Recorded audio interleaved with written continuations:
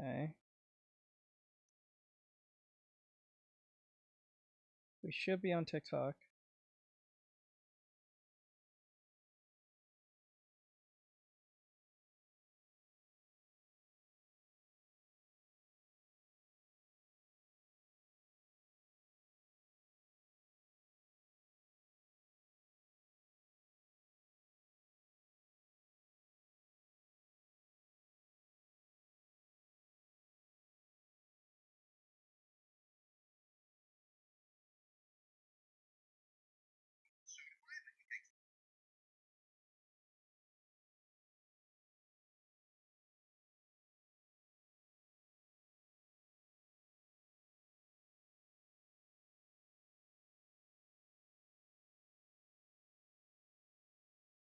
Mike has said Pikachu. Yep.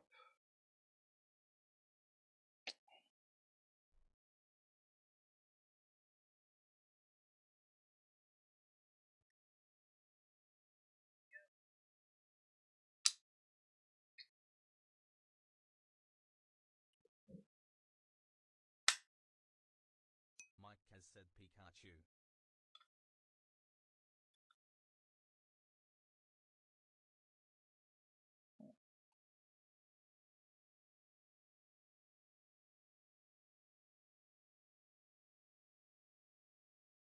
That, and hit this button.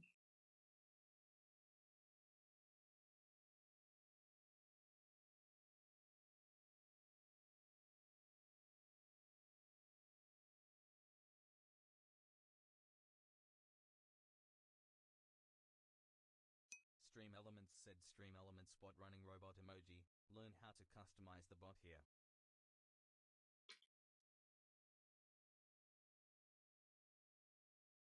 Okay, I think I got everything to work. I'm thinking.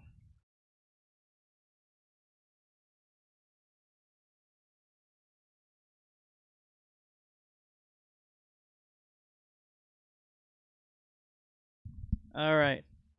You guys can see me, right? Everything's good, right?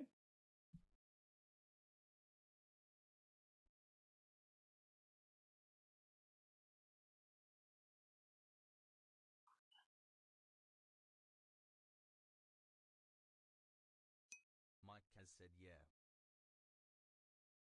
Any stuttering, any lag, anything of the sort.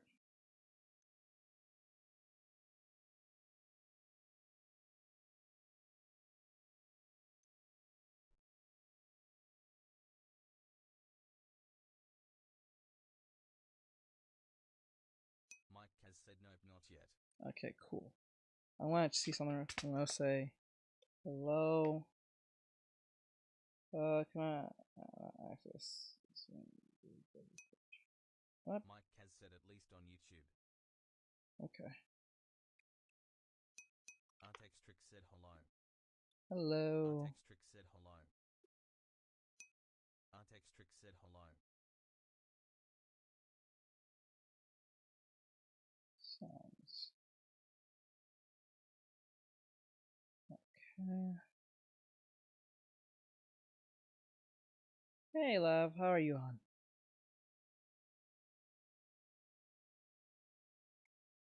So, Lab, are you having any are we having any what do you call it?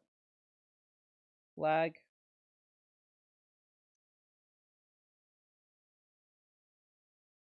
Please let me know if we're having any lag.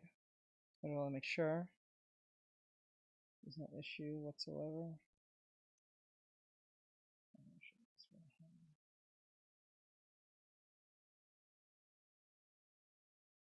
Okay. I think for now on, I'm gonna just stream through the OBS for now on from this point. I think the only time I won't stream from the OBS is when I'm doing my traditional work, and that's it. Okay, cool, cool. All right, so while I'm working on the animation here, we will be doing a bunch of reactions. So, okay, so let me find something that we can. We already did the Resident Evil video. Oh, let me go to my ear.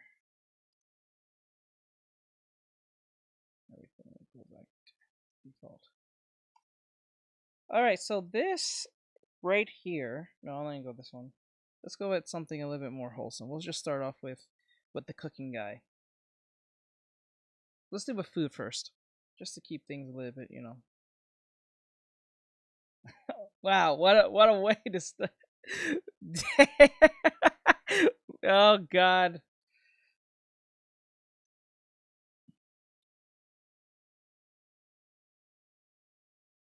Yeah, some delay. How much of a delay is it?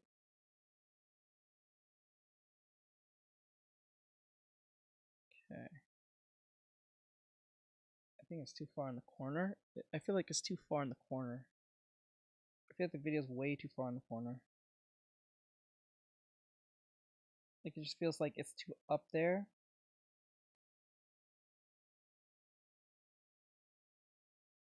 Okay. I just said it. Wow. Right? Hold on. 1 second. Give me 1 second.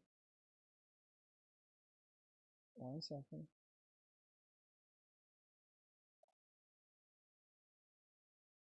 There it is. Oh my god, 20 seconds? That's not good. Hey, little slay. Oh, it does show YouTube. Let's go. Wait, that's there.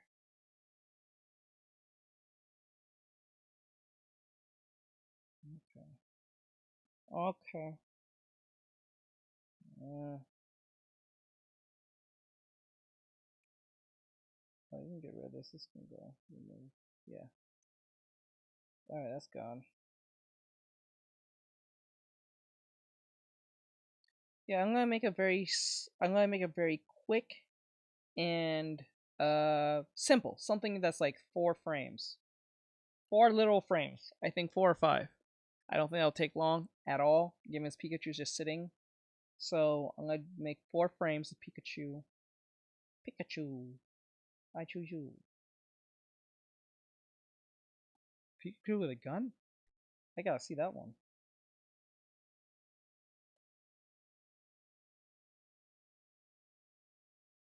Trying to make this a bit bigger.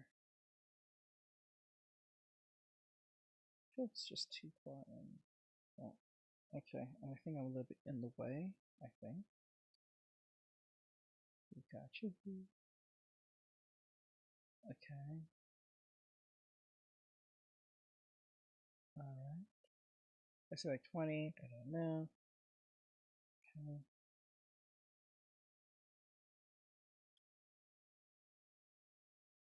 Alright, so we're on all platforms. We're on YouTube, we're on Twitch, we're on TikTok, and we're on Instagram. We're on all platforms except Kick. I just don't want to deal with Kick right now. Okay. Let's see here. Alright, you guys can see the chat. The chat is there.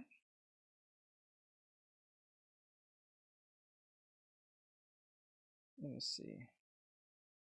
Art. Okay, that's me. Wait, sorry about that. Why is it?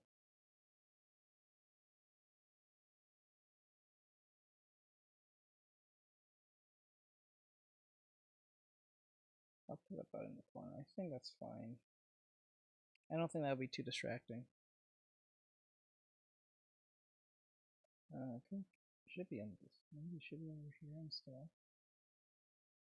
I guess it should be here, and I'll move the chat on the opposite end. Yeah, I'll do that. Put it there.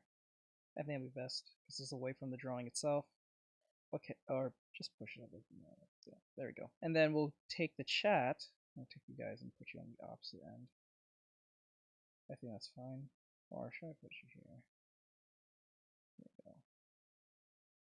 All right.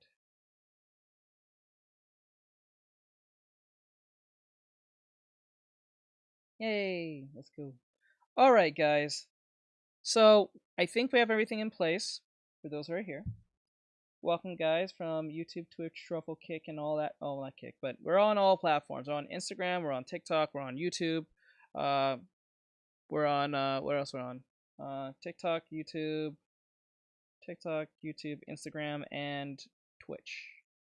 I hope we're not having any issues per se, but let's jump into it. So today, for this reaction, as I'm working on my animation, this guy is from, his name, for those who didn't know, we got to see him yesterday, and I thought his video was pretty interesting.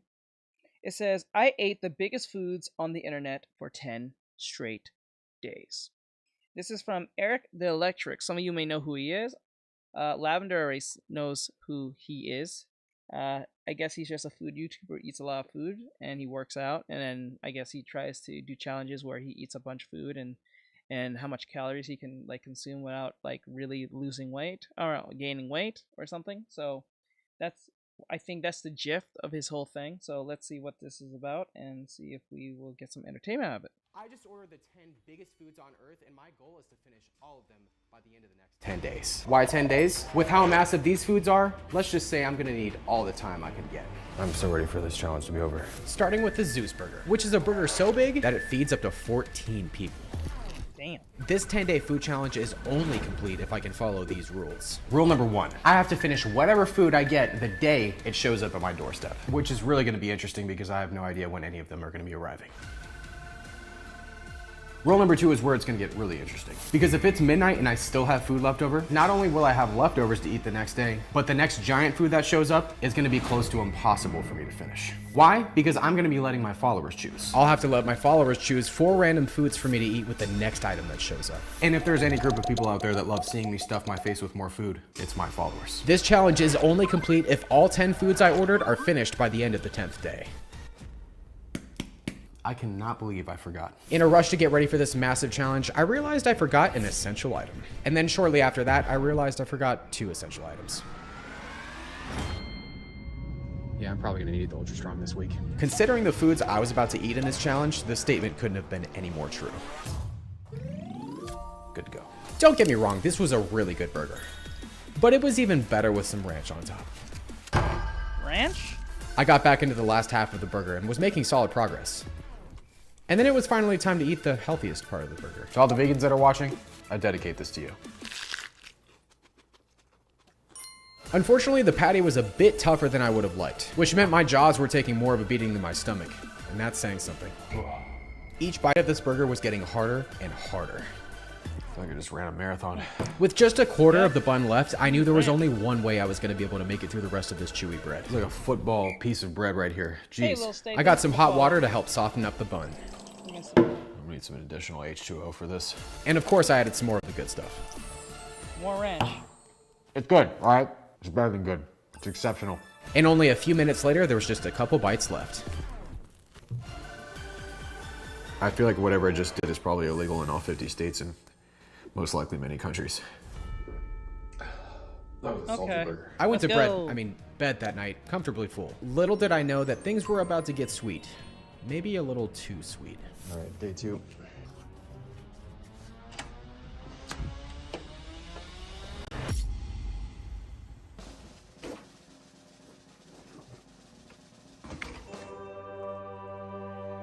Dude, this is so epic. It's like as big as my head. Item number 2, the T-Rex cookie. A cookie that's 57 times bigger than a regular cookie. pull With up how much salt I'd eaten the day stream before, the on first YouTube bite of this instead. cookie Let's was go. magical. Let me know if you're having any issues. While the little cookie wasn't slight. warm on the inside, the perfectly chewy texture was making my taste buds very happy. This cookie was so good that I actually felt like I was having an out-of-body experience for a few seconds. With how big of a cookie I'm eating, I know there's going to be a lot of questions down below in the comments. So I made sure to clarify one very important thing. For all of you keeping score at home, there's approximately 5,550 grams of sugar in this cookie. I actually just made that last part up. I have no idea how much sugar is in this cookie. Unfortunately, after I got halfway through the cookie, the richness of all the chocolate definitely Again? caught up with me. Goodness gracious. All I can say is that this milk was a lifesaver. Everyone needs to comment I think down it's below good right now. with What is this your optimal dunking time? Yeah, Personally, see I the think it's lag. better to leave it in as long as possible. Forget I just said that. Even though I had may enough have cookie to inside of me Instagram to off, we'll legally see. be called a bakery, If it keeps happening, I let was me know. finally almost done. I feel like this wasn't just a cookie, this was a life choice. Whether it was a good one or a poor one, I'll let you be the judge. T-Rex cookie is down. That was You're lagging. a very delicious cookie. delicious, Alright, but also very I sweet. may have to turn In fact, I feel like I'm Instagram one step off. I'm away sorry, from a Instagram. serious sugar rush. If we're having that problem, anyone that's on Instagram is watching, come over on the other platforms. You can go on YouTube, TikTok, or what do you call it? Twitch. I don't know. Like, I'm gonna give one last chance. If it keeps happening. After all that milk, my stomach wasn't feeling the greatest. So I hit the store for some lactate to get some much needed relief. This stuff is a lifesaver. But relief was the last thing I was about to experience. After my girlfriend Christy informed me that I had a package waiting for me at home, I wanted to know what I was in for. So I asked her to send me a photo. Alright, so I'll turn off Instagram. Bye bye, Instagram.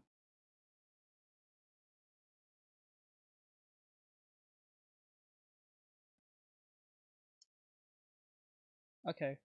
I think we should have a better. I think it won't be lagging as much. We're on YouTube, TikTok, and Twitch.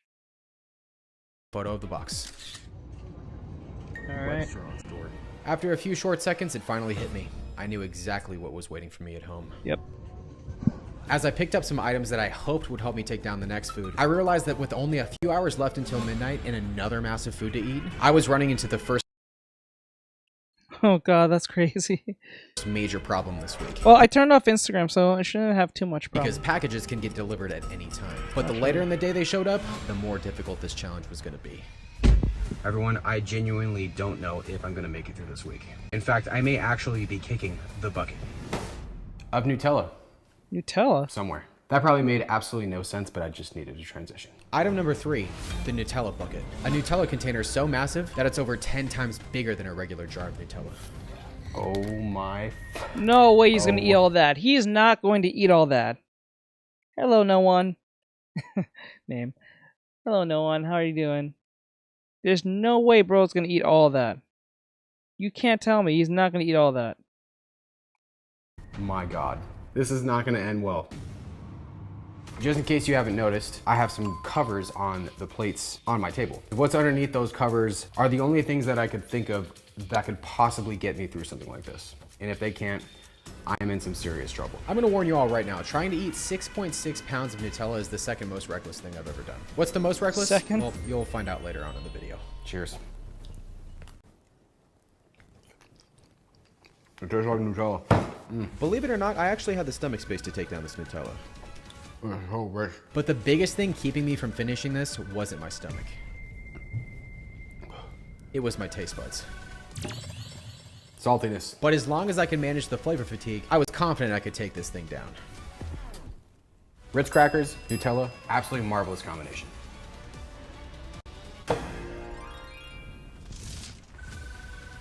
Yep. If you're all wondering why I'm eating this out of a bowl instead of just dipping it in the bucket, I feel like that would just be an all-time low in my life. Right? The salty crackers were making a huge Yes, difference, but given the fact I felt like I was eating a year's worth of sugar in one sitting, I decided to bring another essential to the table. The next item I put into my mouth might not make a whole lot of sense to you all, but I felt it very necessary for this. What? I needed to get some fruit in. Halfway through the strawberries, I immediately realized they were a terrible decision. Not only was the added sweetness making the flavor fatigue worse, but the extra weight from the strawberries filled me up a bit too much. I gotta be honest, everyone, I am not doing so well right now. I feel I wouldn't eat out exceptionally from vomit. horrible, like even more so than usual. For whatever reason, I thought this would be a great addition to this meal, which now seems to be not that great of an addition. For some reason, I thought the bread would be a lot saltier. No, But bro. unfortunately for me, it wasn't. Oh, I'm sorry, guys. Don't mean to pause it, but those who are on TikTok, do you like the horizontal look instead of the vertical look for the phone? What would you guys prefer, on the vertical or the horizontal? Horizontal is like a regular YouTube video, and then vertical is like on the phone. Do you like it this way? I'm just very curious. For TikTokers, I know from YouTubers, you guys like it on the phone, and Twitch is gonna be the same. But do you guys rather watch it through the phone, the way it's laid out, or would you rather watch it through... Not bad. That's a good idea. Oh, dude, this is so bad. I can't believe I'm actually physically subjecting my pancreas to this. So I decided Right? to take matters into my own Bro, you hands. don't Fun have fact, to there do once this. was a massive jar of Nutella you could buy online, and I'd always wanted to do that as a challenge, up until now. After decorating the remaining bread with more Nutella and some salt, I finished off the plate of bread. But if I was gonna make it through this bucket, I had to give my stomach a break. Everyone, it looks like I have roughly 50% left. I don't even know, but I gotta figure something out because as of right now, I completely am not going to be doing it. Oh, thank you.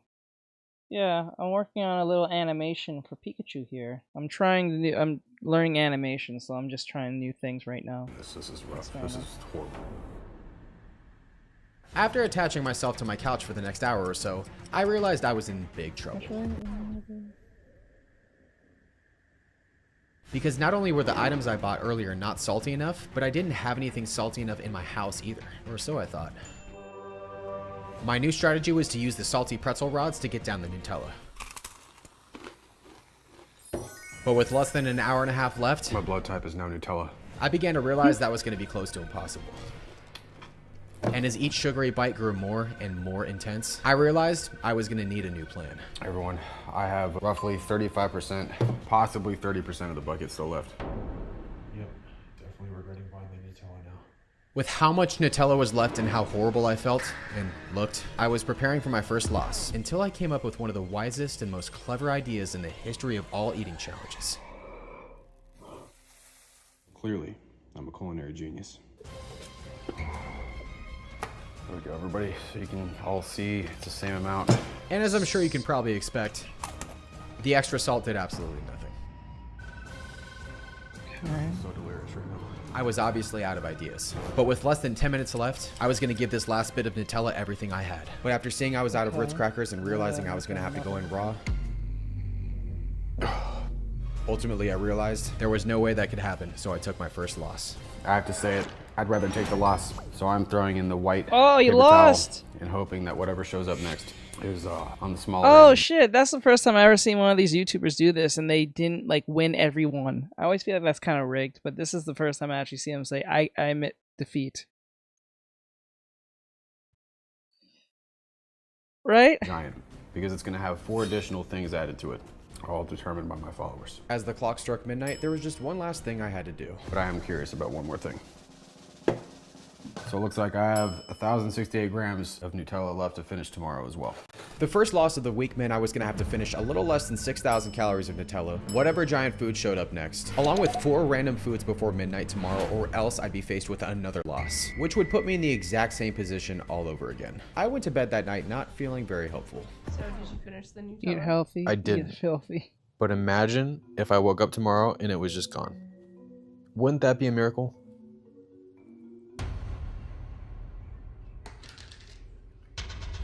Nope, very much still there. All right, I did not hear the doorbell ring this morning, so maybe. No packages. Well, hey, maybe today's the day my stomach finally gets a break. I want to zoom in, but I can't. Never mind. Holy sh! Item number 4, O Bagel's Jumbo Bagel. A bagel so big that it's over 25 times bigger than a regular bagel. Oh, And to shit. go with this massive bagel, I have to eat 4 additional things, all chosen by my followers. Just got the world's biggest bagel. What should I add to it? Alright, now that that's done, I'm gonna wait a little bit and then we'll come back and see dirty what I gotta eat with this. A It's time for the dirty moment of truth. How this is gonna work is I'm gonna close my eyes and whatever my finger lands on is what I have to eat.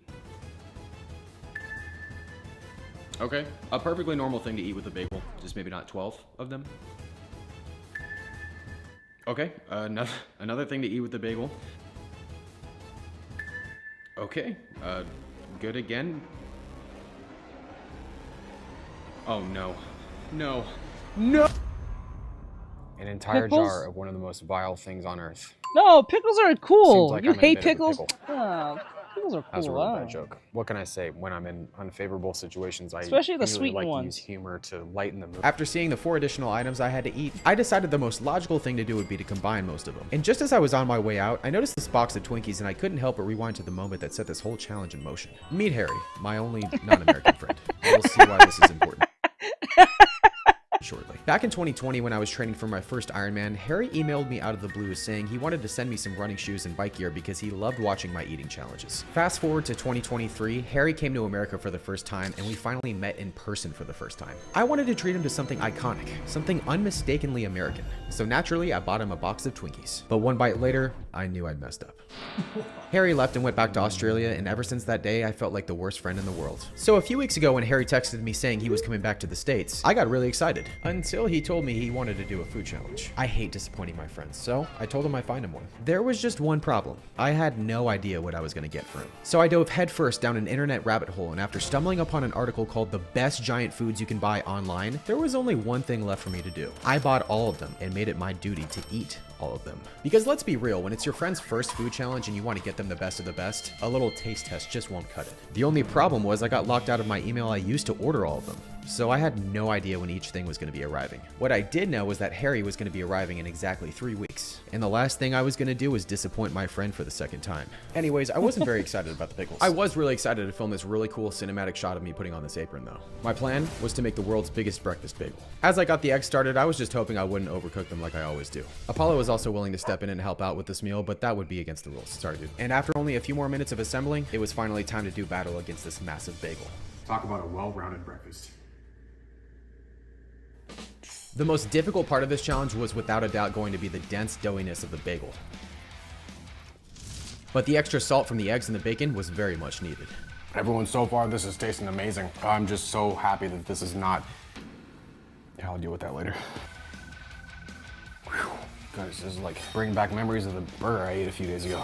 I knew eventually the bagel was going to hit my stomach harder than a 2 a.m. Taco Bell run, so I did my best to enjoy it as much as possible while I could.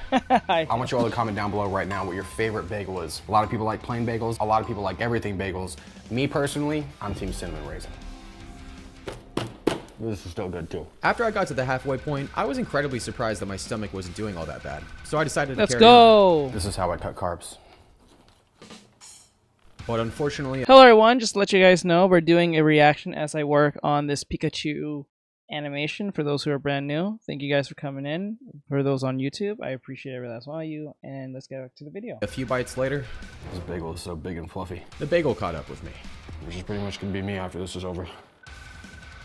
Well, everyone, both my stomach and my intuition are telling me kind of chill out right now because this bagel is very dense. It's a lot denser than I thought. Plus, I have those pickles and the rest of the Nutella to finish before midnight, or else Use whatever a I get bitch. next has, Pickles are has not to get more bad. stuff added to it. Especially if you get those sweet type pickles. Those are the winners there, bro. Get the sweet pickles. After walking off roughly 100 calories out of the 10,000 I just eaten, Let's I go. fell asleep on the couch for a little while. After waking up and realizing how full I still was, I knew that considering I had the rest of the Nutella bucket left, along with half the bagel, ADHD I was people, gonna you need are a strategy. welcome. So I decided to bring out the warm water. Liquid is crucial in food challenges because it can soften up hard food items and make them easier to digest, and this bagel was a perfect candidate. I decided to shift my focus to the remaining ham and eggs and save the bagel for last. But after I started on them, I knew I had to get the pickles out of the way as soon as possible. Just gotta do it. If you guys are still with the flow of the video, drop a pickle emoji down below because I'm about to subject myself to pickles. As I expected, this was horrible, but thankfully, I had something on hand to reawaken my taste buds. It's time to cleanse that disgustingness out of my mouth with some wow sauce. Even though my signature wow sauce does make every meal a memorable one, the fact that I was still eating one of my least favorite foods on earth was kind of a downer. Rizzler3638, I hate you. But shockingly, I was able to not just finish off the rest of the ham, eggs, and bacon, but the pickles as well. Ladies and gentlemen, for the first time in my entire life, I can actually say that I've eaten a jar of pickles. This is the only time in my life I ever want to say I've done that. But now it was time for the hardest part, the dense, doughy Pickle bagel. Haler. I'm gonna warn you all right now, what you're about to witness is not gonna be pretty, but food challenges aren't always glamorous. The water from earlier was meant specifically for one reason, dunking. At this point, my taste buds were completely non-operational, so that being said, Oh man, this bagel is so dense. my only focus was to finish this bagel by any means necessary. Well, I'm just eating slower and slower and slower. I'm, Not you only- know what, it probably is an overreaction, but when you think of it, like, I have the same reaction towards soup. I have a hatred towards soup, like the concept of soup, not just, it's not any type of soup, it's just the concept of soup. Was my speed slowing down, but my brain was as well. This bagel is literally something that's, yeah, it's really big. I can't even think anymore. I don't even know what I'm saying. I don't even know where I am. Well, everybody, I have made it through 25%, if not more, of the bagel. About 9:40 right now, which means I have a little bit over 2 hours to get this down along No, that's with different. the leftover Nutella. What I'm gonna do is lay on the couch like a beached whale. Oh, shit. At this point, I was beyond full, and when I say that, I mean it. I feel like I'm 37 months pregnant. My goodness, that is a bread baby like no other. And to make things worse, I still hadn't emotionally recovered from the Nutella that I ate the night before. I spent the next He's gonna 20 minutes probably trying to vomit. convince myself to sit down and eat, but with no strategy, I just couldn't do it. I finally thought of something, and I just hoped it was gonna work. 1068 grams. I figured since dunking the bagel in water would help soften it up, I could use milk instead and finish the leftover Nutella. Go big or go home. And as I took my first bite, I realized it was actually working better than I thought it would. But with less than 10 minutes left, I was gonna have to put the pedal to the metal. Oh my gosh. Whew. While finishing the bagel was the goal from the very beginning, And just like that, everybody, the bagel is down. The only thing that remains is friggin' Nutella. I now had to eat the one thing I feared the most, straight up Nutella. Oh, this is gonna be rough, but like 6 minutes left. This spoonful of Nutella hit my taste buds like it was a spoonful of wasabi. But with only a few bites left, I was almost done with the bucket. This is so sweet. I don't even know if I'm still in the same dimension anymore. And even with the odds stacked against me, I managed to finish off the Nutella and get the win. I'm calling that Hey. done, everybody. With Hey, Sar. less than 2 minutes to spare. It's challenge. I like the concept of time and enigma to many art struggles to embrace the concept of hot meat and vegetable water. is complete. Oh my sweet goodness. I'm never gonna look at Nutella the same after this. The next day, I woke up after the worst night of sleep I've had in a long time, and also with a really bad stomachache. Oh, man. I really hope there's nothing on my doorstep today.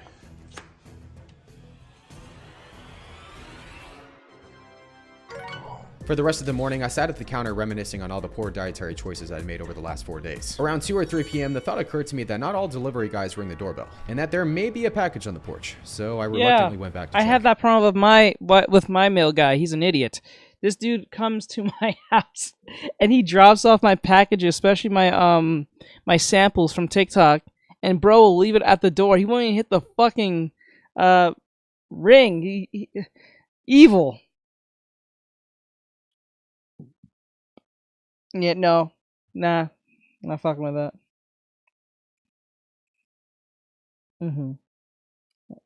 Yeah, let's go. Let's go. Get them abs. Get them abs, bro. What does she? What does? As Little I'm sure you Slice can say? imagine, my They taste didn't buds were say pretty anything confused wrong. at this point. And you might be confused as well if I were to tell you that I What's was wrong currently with on you, my way to Nightbot? McDonald's. Why are you being such a hater? But for something you might not expect. Hi, can I get one medium Diet? Nectar of the gods. For some reason, the crispiness of the Diet Coke was what I needed more than anything. All I can right. say is I'm looking forward to finally having some energy today. After my nap, I decided to check the porch again a few hours later. Alright, I'm gonna go back. Nah, you didn't do nothing wrong. Nightbot's just being a hater.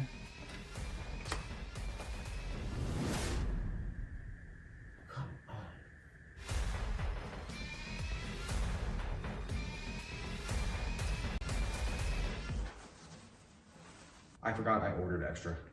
Charmin, if you're watching, I love your products. I went to bed that night getting the much needed stomach break that I was looking for. But what showed up at my doorstep next was about to be the complete opposite of what I was looking for, and not in a way you'd expect. I woke up I wonder how much a Charmin sponsorship looks like. I was just thinking that because me and my mod Mike, we would be playing Peak, and we'd be like talking about products sometimes, and we'd be like, you know, you can sponsor us, you know. But I'm thinking to myself, like, how much is that? Like, oh no. up the next morning and checked the porch only to see nothing. Shortly after that, I took Apollo out for a little walk, dressed like every Californian dresses when the weather's under 70 degrees. After walking for about a half an hour, I came back and saw the one thing I was hoping not to see. Well, I'm definitely gonna need to change outfits for this. You know that feeling you get when you're a kid and it's Christmas morning? You take a peek at a present and you see a little bit of what's inside, and what you see makes you think you got exactly what you hoped for. This wasn't one of those times. Wait, what? Giant Oreo cookie sounds amazing. I wonder why it asked me for milk or dark chocolate. Item number 5, a giant chocolate Oreo. An Oreo so big it's about 50 times bigger than a regular Oreo. Gotta be honest, everyone, I'm a little disappointed. I thought this was gonna be an actual Oreo, but I haven't had quite enough chocolate this week. So why not have some more? After my hopefully obvious sarcasm, I got the milk ready. Obviously, that's not gonna work. There's absolutely no purpose to this milk because this is not actually an Oreo cookie, but I don't know, it just looked cool. Even though the first bite was, well, hard, Oh, I actually thought this tasted pretty. oh my god, bro, that looked like it hurt. Not gonna lie. Who thought that hurt? That the way he bit that sounded like it hurt. No, it's like, you know what? Oh, we're gonna need some extra amount of milk for this. Pretty good. Wow. That looked like it I can't believe I'm hurt. doing this, but To me, this Oreo had a perfect blend of both milk chocolate and white chocolate. just imagine this is an actual Oreo Yeah, my cookie. teeth would have Using came some off milk I right didn't straight actually off. need, I got back to work on the rest of the Oreo. Which, What as the you can hell? see and hear, was about as hard as a rock. Then a random thought occurred to me as I chewed through more of this hard chocolate. You know, a lot of you watch these challenges worried about my health, and I actually have to let all you know that I'm doing cardio right now. Chewing burns calories. Does it really? Only a few minutes later, I was already halfway through the Oreo. Right, halfway through. This is a lot of chocolate. And even though I was more chocolated out than I had ever been in my life, Well, everyone, all I can say is that my blood type is now chocolate. Well, you said If anyone Nutella, needs me after so this, I'll be in my pretty own much at that self-induced point. existential sugar crisis somewhere over there. Well, everyone, the giant chocolate Oreo is complete. But seriously though, if anybody needs me, after the Oreo, I laid on the couch like a beached whale, and after that, I decided to check the porch again.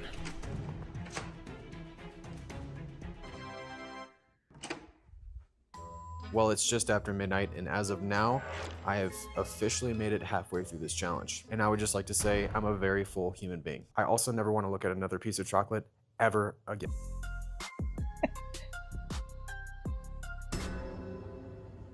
Fragile.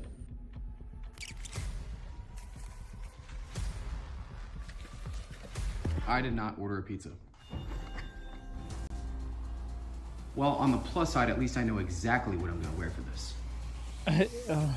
spray a bottle of milk. it's a little small, but oh well. Spray The a next bottle of item on my milk. list Spray, was spray, a giant spray. Reese's cup. Fun fact, this is over 100 times bigger than a regular Reese's peanut butter cup. Another fun fact is that I'm going to be 100 times bigger than I was before I started this challenge after I eat this. Did that make sense? Whatever. Even though I'm a big Reese's guy, I bit into this thinking I'd hate every bite. But after all the chocolate I'd eaten yesterday, the salty peanut butter was actually a pleasant surprise. This, my friends, is a very tasty peanut butter cup. Well, I should say it was a pleasant surprise at first. This peanut butter cup is so rich, it could probably buy Twitter. All right, I need some milk. This is ridiculous. Dude, you gotta be kidding me. Not having any milk during a challenge like this was like diving into a pool with no water in it. Remember to stay hydrated, everyone. Stay hydrated. Also, don't ever do anything like this. If I actually finish the rest of this, I feel like I'll legally become half Reese's. I finally managed to get to the last quarter of the Reese's, and when I noticed the time was only just after 3, I decided that finishing it off as early as possible was the best thing to do. I Since guess it's still a little so. earlier, and I desperately need some milk. He did have a I'm gonna go run sandwich. some errands. Wait, And also try to he did have a sandwich at the beginning. But I don't know. I really don't know. forget about what I just put into my body. As I enthusiastically went back to the store, I ran into something I wish I wouldn't have. After that, I got my hands on some fat-free milk. But when I got into my car, reality set in. That's a very unsettling reminder that I should probably stop eating. After filling up my tires, I was looking forward to relaxing for the rest of the night. But unfortunately for me, the day was far from over. Oh no. are probably starting to think I'm crazy.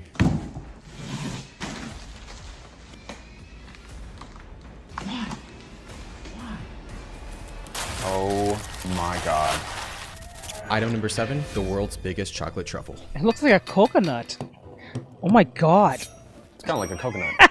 Hopefully this chocolate won't be too hard. Spoiler alert, my teeth were about to hate me. Ah! That was some bitter chocolate. That was kind of nice. Oh, With it's a little bitter, over too. 4 hours left to eat 8 pounds of chocolate, I felt like I was walking into a losing battle. But the main thing that was going to be lost here was my dentist's mind if he ever watches this video. I don't think I've ever eaten this much.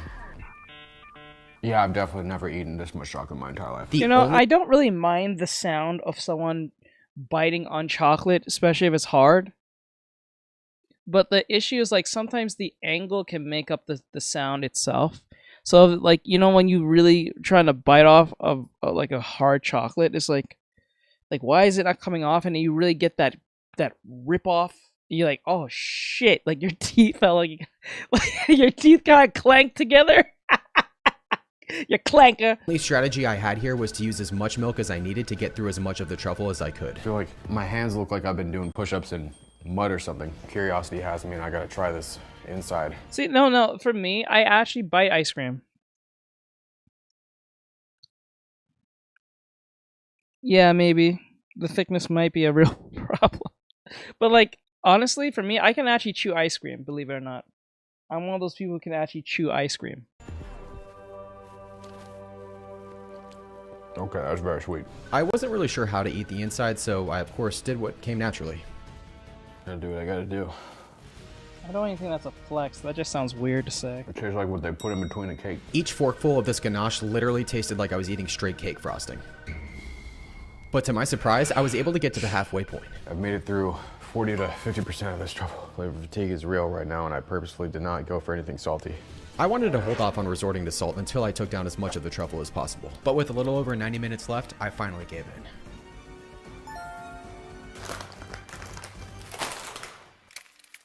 I have no idea what I'm doing anymore. After making a new hole in my table, I knew that with a little over an hour and a half left, I was going to have to eat fast, which unfortunately was going to be very difficult. It's like the Death Star of chocolate. Ah! At this point, biting into this truffle was Oh, bro! Okay, that one got me. Oh! like biting into a frozen brick dipped in cocoa powder. Oh. That's not good. Okay, technical difficulties. Alright, that one, I felt that last one. As I got more into the truffle, I Yeah. did my best to think of the positives of the situation. Oh man. The most difficult part is that the dark chocolate is, there's a nice contrast between the sweetness from the center, but it hurts way more. And I mean that physically and emotionally. After enduring as much as I could, I decided to shift my focus back to the inside. I don't care what anybody says. Eating Yeah. giant food should be an Olympic sport. Red. Like the video if you agree.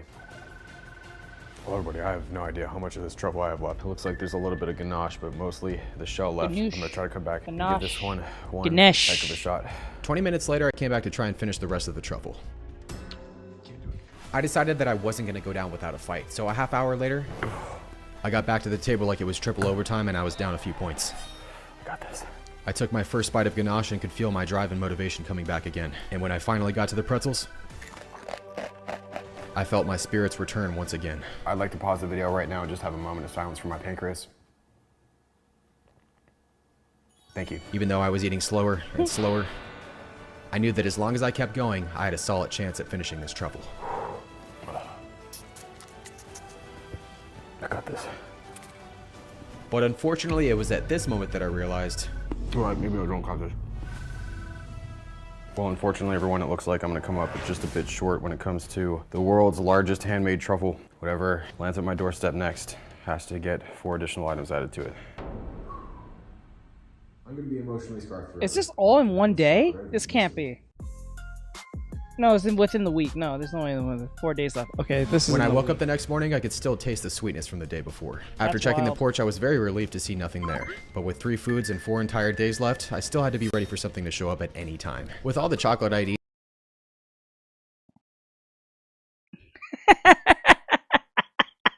the night before, I got a whopping 3 hours of sleep. So as far as I was concerned, there was only one place for me to go.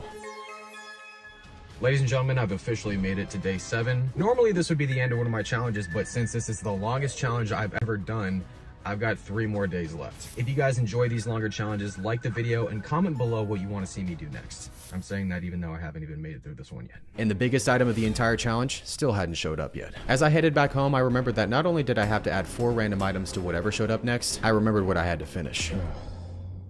I gotta finish that leftover tour. This is gonna sound horrible, but I'm so over chocolate right now that I would much rather eat a piece of used gum off the ground than finish this chocolate. No, bro, that's a little. That's a bit extreme. I'm sorry. You can say like I ate some asparagus or something, but like used gum, stepped on used gum. Are you serious? That's even worse and disgusting. Item number 8, the giant 2-foot challah bread. I have no idea what this is going to taste like. I have no idea how I'm going to be consuming this, but I do know that I have 4 additional items that I'm going to have to eat with this, along with... Yeah. Alright, well, I'll check back in with all of you and... Alrighty guys, I'm here in front of the grocery store, and now it's time to see what foods I'm going to have to eat with this massive piece of bread. Why is the first thing something sweet? That is incredibly random. Why is it 2.5? Butter is the last thing I need right now. And why 5 sticks? Oh, shit. I am not too excited about this. Having to eat a massive loaf of bread with nothing to drink was a recipe for disaster. A lot was going through my mind at this point, including chugging that champagne behind me. I was genuinely worried about finishing this one because the bagel I ate on day 3 was a perfect example of how filling bread can be and how crucial liquids are. As I gathered the additional ingredients for this meal, I knew this was not going to be pretty. Yum. This is going to pair perfectly with my tears later. Ooh. Man, that is a Those are not bad. big piece of bread. I was actually pretty Look how excited to try plump. challah bread. They're for the so first time. plump. All right. It's so plump. It's so plump. It's plump. It's a plump bread. That was pretty tasty. I wasn't really sure how to eat it, so I sliced a few pieces up and made myself a butter sandwich. Well, a really big butter sandwich. So far, I'm genuinely enjoying this challah bread. Not only was the bread good, but since it had been a little over 17 hours since my last meal, my stomach was actually feeling semi-refreshed. Watching my figure. But unfortunately for me, that was about to go completely out the window. Shout out to everybody out there on keto. This next bite's for you. Oh my god. Oh, that was not wise at all. To everyone that's terrified about what they just saw, you might want to look away at this next part because it's going to get worse. Right, that was unexpectedly delicious. What I did next is probably going to make a lot of you cringe. But the last thing I wanted to do was get stuck eating single ingredients by themselves. So in my eyes, I knew exactly what needed to happen. Tell me when to stop. No, that's too much. That's too much. No. Stop! It's too much. Oh my god, dude. No, that's way too As I'm much. sure you can imagine, the first bite of whatever I just made was very confusing to my taste buds. And on top of that, the lack of water was making my mouth very dry. With the hummus and leftover chocolate still left, I knew I was going to have to take a break and figure out a new strategy. Well, everyone, I've made it through half the bread. Unfortunately, I still have butter, a lot of honey, and all of the hummus still left on top of the chocolate I have to finish. All I want to do is drink something, preferably alcoholic, but I'll save that for another video. I woke up after a power nap and my mouth felt like it was drier than the Sahara Desert. I thought of possibly trying to eat the chocolate again, but when this happened, I knew the best strategy for me at this point was to rest and get some stomach space back. Wow, I look absolutely horrible right now. Good thing it's not a beauty competition. With most of the honey, a stick of butter, the hummus, and half the loaf still left to eat, I went for the thing I was the least excited about first. So each one of these is 10 ounces, which means I have 20 ounces, which means 20 ounces equals 2.5 cups. You know, as a kid, whenever you have to eat the food off your plate that you didn't like the most, you always eat that first.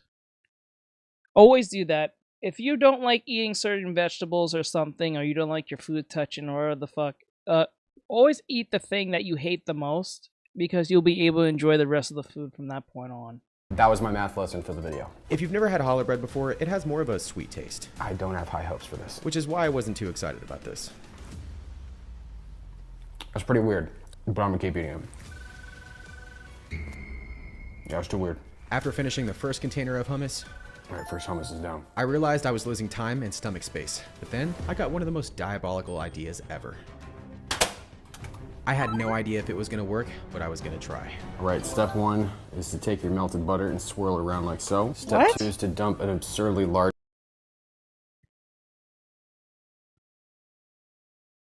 No, if you take away it first, it's like, okay, it's like this. Like, say, for instance, you have to take a big test, right? And all the other assignments around the test, or, yeah, all the other assignments around the test are super easy. So what would you do? I would just get the most hardest thing out of the way, right? Then do the most hardest thing at the end because you're gonna be thinking about that more than ever. You're gonna be stressed. It's like or let's use a better example.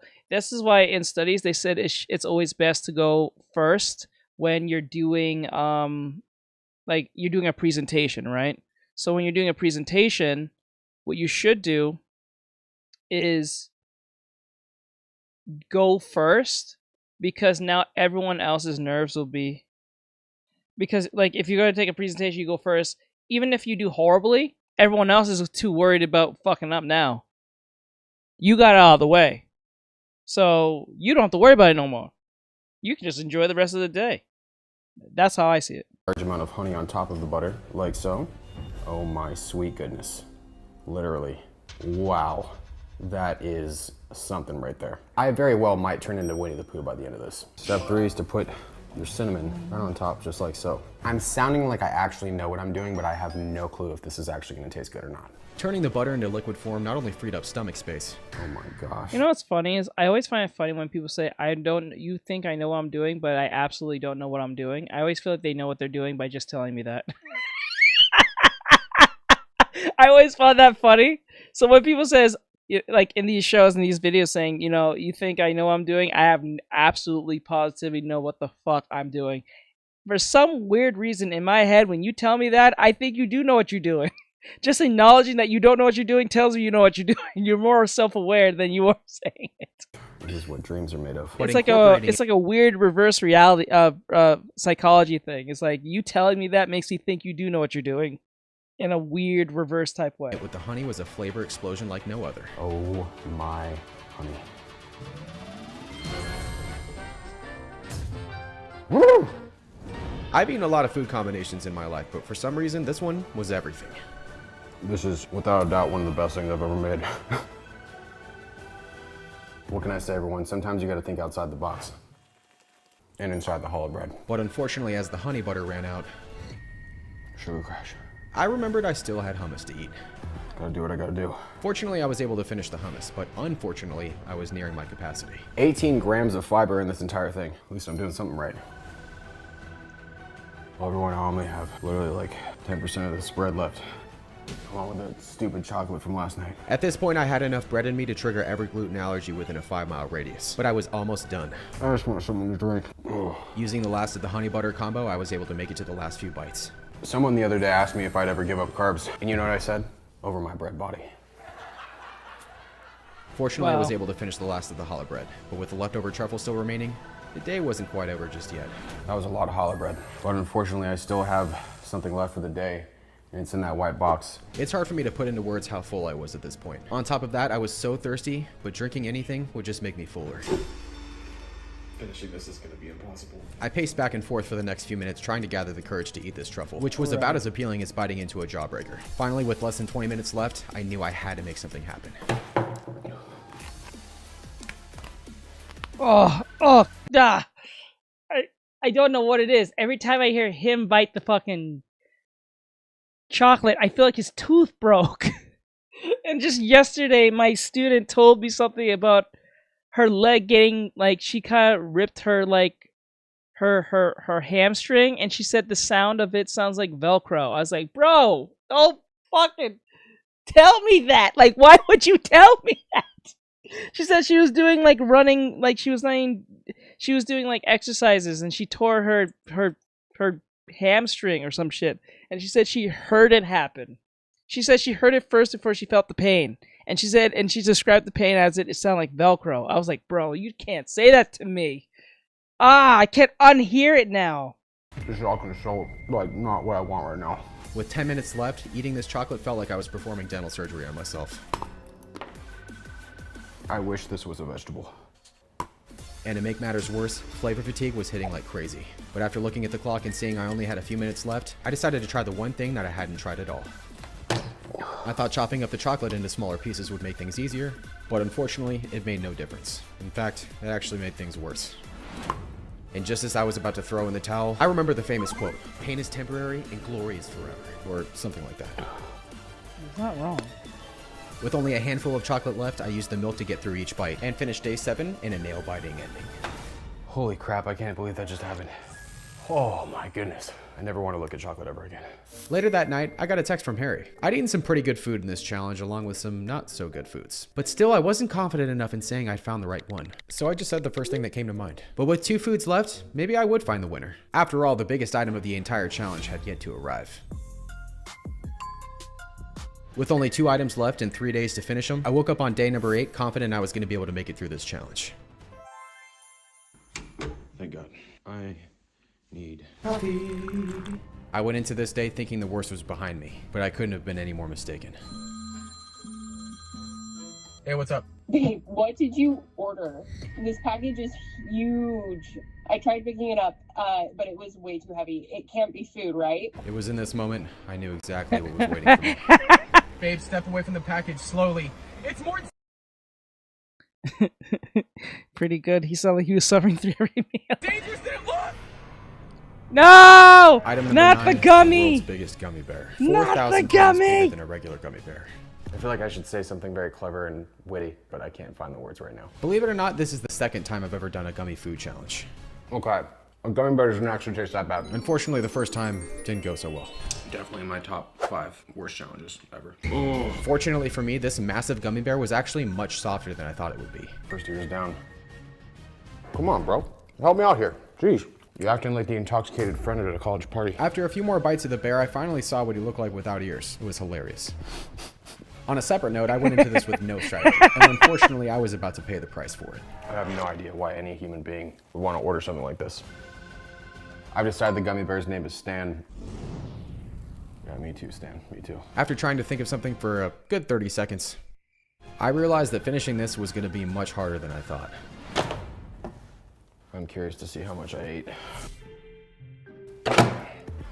I'm gonna need something a little bit more heavier duty. Unfortunately, due to the sheer size of this gummy bear, I had no idea you couldn't actually see the weight on the scale, so you'll just have to take my word for it. Damn, I have 23 pounds left.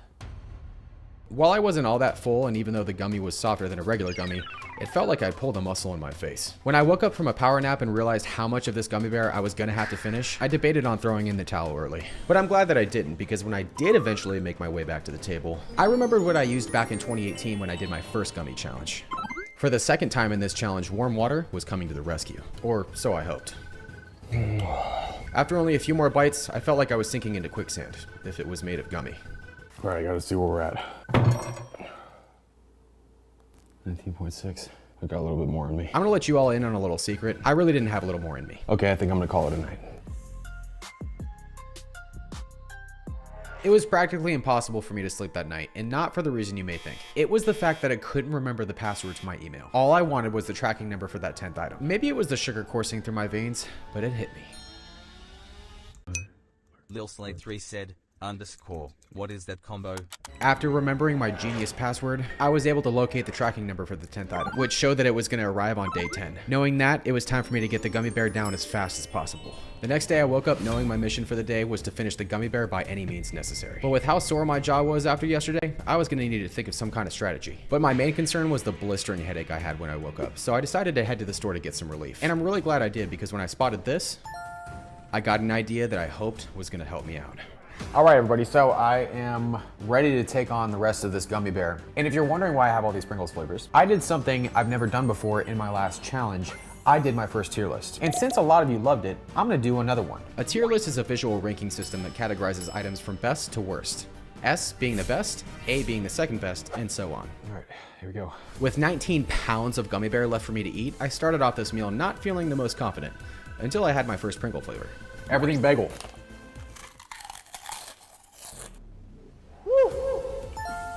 B tier, good, but it doesn't really give me everything bagel Lil vibes. Slate 3 Most people said think that getting through animations eating challenges coming that span together over looks multiple pretty days good comes so down to far. having a big appetite.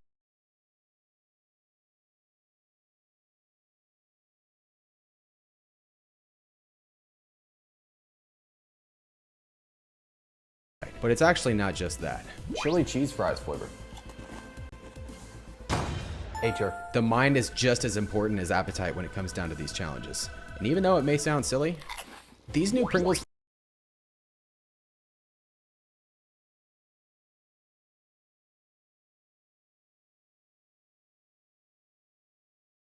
Flavors were basically little power-ups for me as I try to get through this massive gummy bear. And I know a lot of you are gonna be wondering why the belly is hollowed out. And it's actually because I'm pretty sure this gummy bear is supposed to be like a punch gummy bear. One person who definitely will not have a hollowed out stomach is me.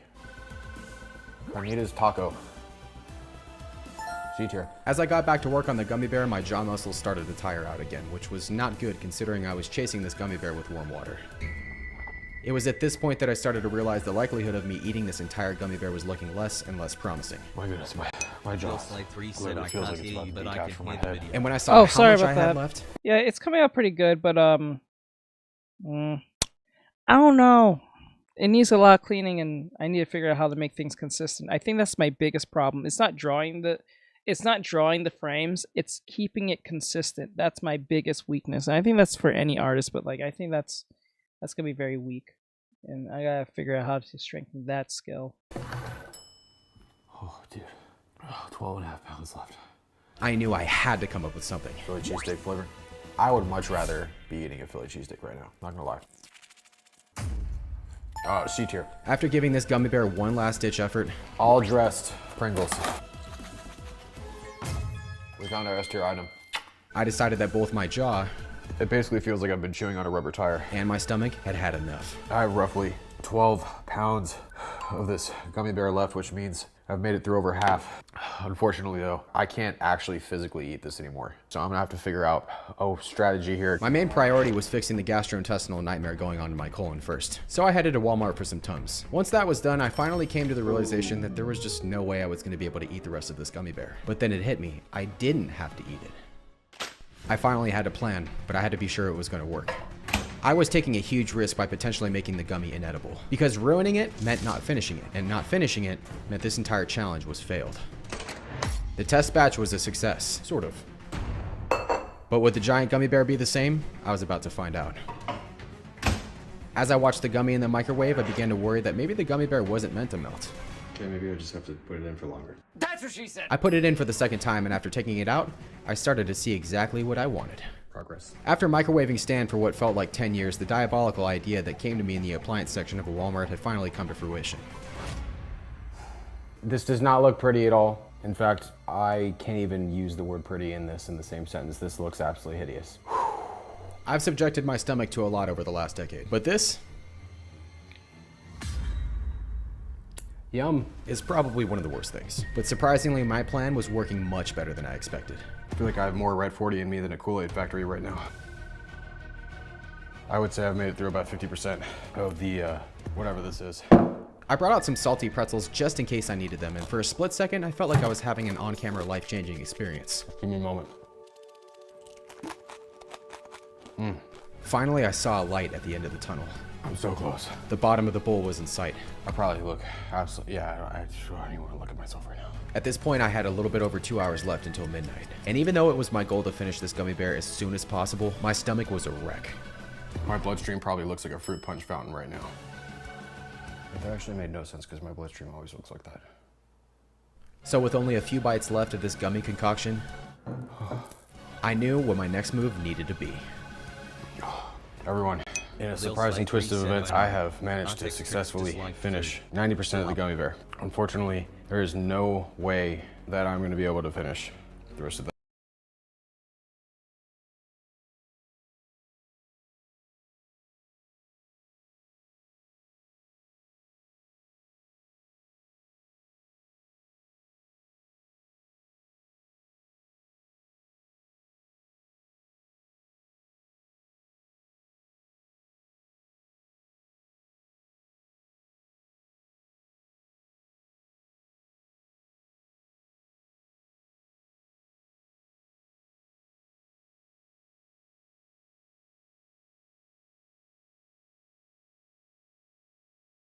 Lil Slade3 said I can't hear you. So, like, for instance, for those who don't know, soup I do not fuck with. But when it comes to ramen, that's a difference. I know y'all gonna say, oh, ramen's still soup, you know. It has liquid and all that stuff. I'm like, yeah, it has liquid because that's just gravy. That's not soup to me. Because it's about the contents of the ramen. right? Lil Slay 3 said based. But the soup is focused on the liquid. When people say soup, they're thinking about liquid, and the contents just happen to be there. But ramen is about the contents of the literal noodles, and the liquid's just there. Difference. So, like, say chicken noodle soup, you don't need to actually put you can put noodle soup or just soup in general with no contents whatsoever, and people call that food.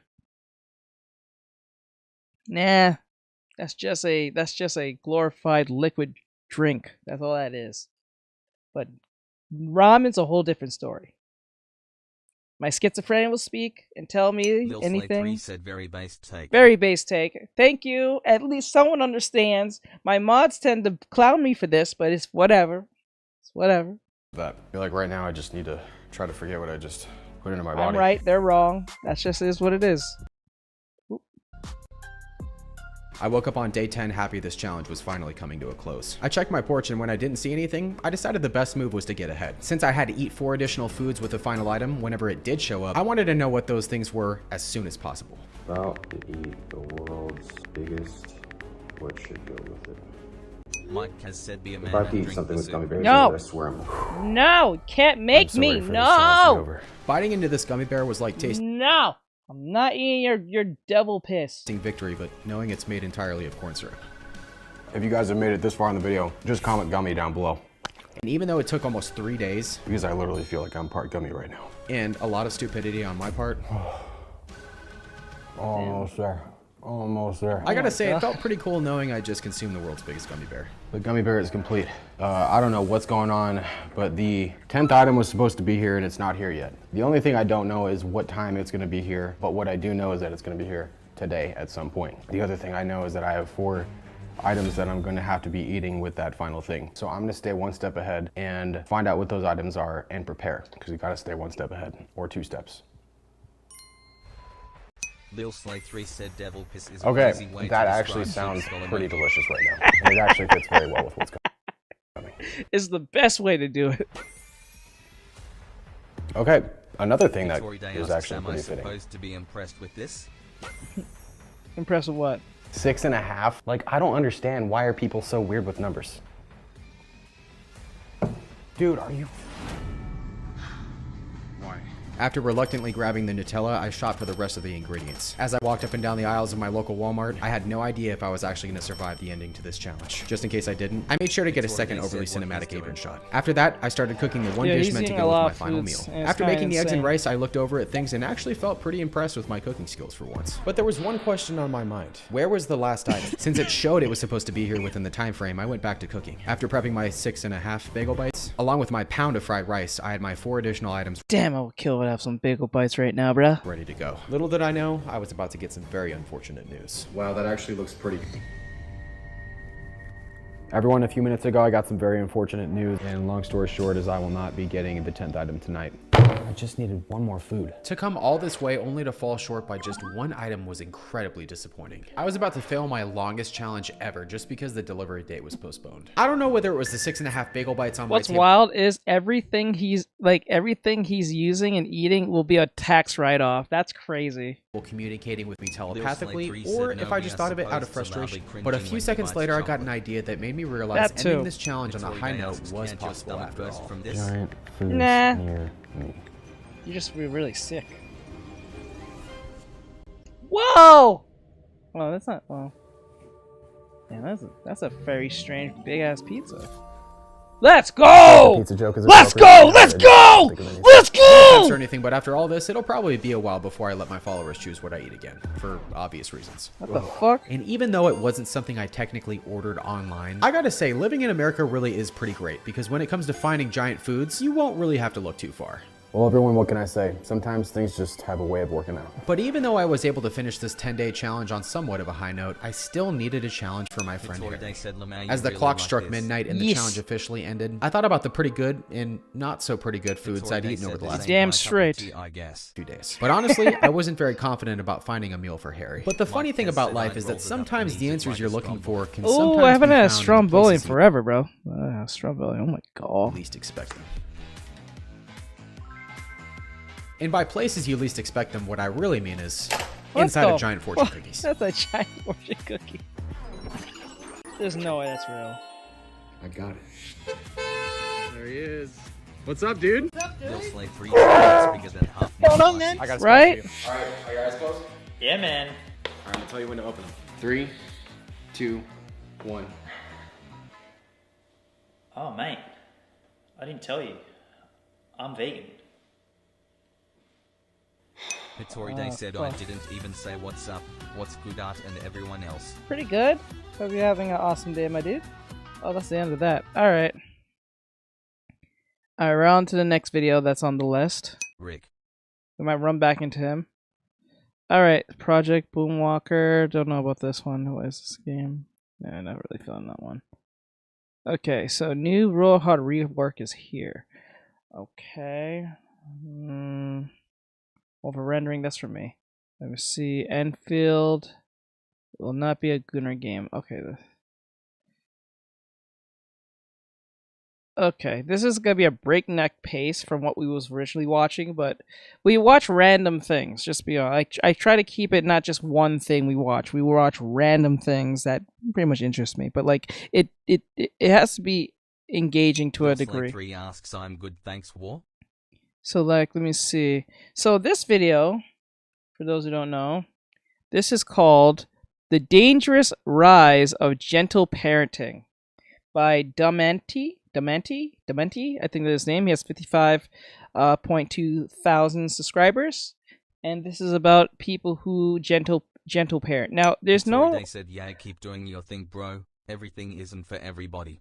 Gotcha, but like, so I understand that gentle parenting can have its ups and downs, and it also has its pros and cons. There's a time and place for everything. There's time to be firm and then times to be gentle with your kids. But if you're always gentle with your kids, they're not going to take you seriously. Now, you can be friends with your kids to a degree, but only to a degree where it doesn't cross a boundary where they're being disrespectful towards you and to others. Because if they disrespect you, they're definitely going to disrespect others. That's just how it works. Sometimes, you know, it takes... Sometimes you can do so much for your kid, but like... You have to set ground rules with them so they understand the rules of your household. If you don't, then they'll walk all over you, won't take you seriously, and do what the fuck they want, get in trouble with the law, and hurt other people and collateral without really realizing it, or whatever case it be. So this is what the video is about, and we'll watch another random video after this. So don't worry, we're watching random things that seems interesting, and then based on those randomness, we'll see what gravitates, what the audience gravitates to as a form of test, and then we'll focus on those videos that do very well compared to videos that didn't get a lot of like interaction. So this is more of a test, beta testing of what you guys like and what you don't, and what pulls in and what pulls out. Give me my phone, you idiot! You want me to take your iPad away? No! Hands are not for hitting. I don't like that. That hurts. Children are violently attacking their parents. Children are getting addicted to iPads, watching Cocomelon and Skibbity Toilet for hours. Math and reading scores are declining. What do these all have in common? They're the result of a new and growing trend: gentle parenting.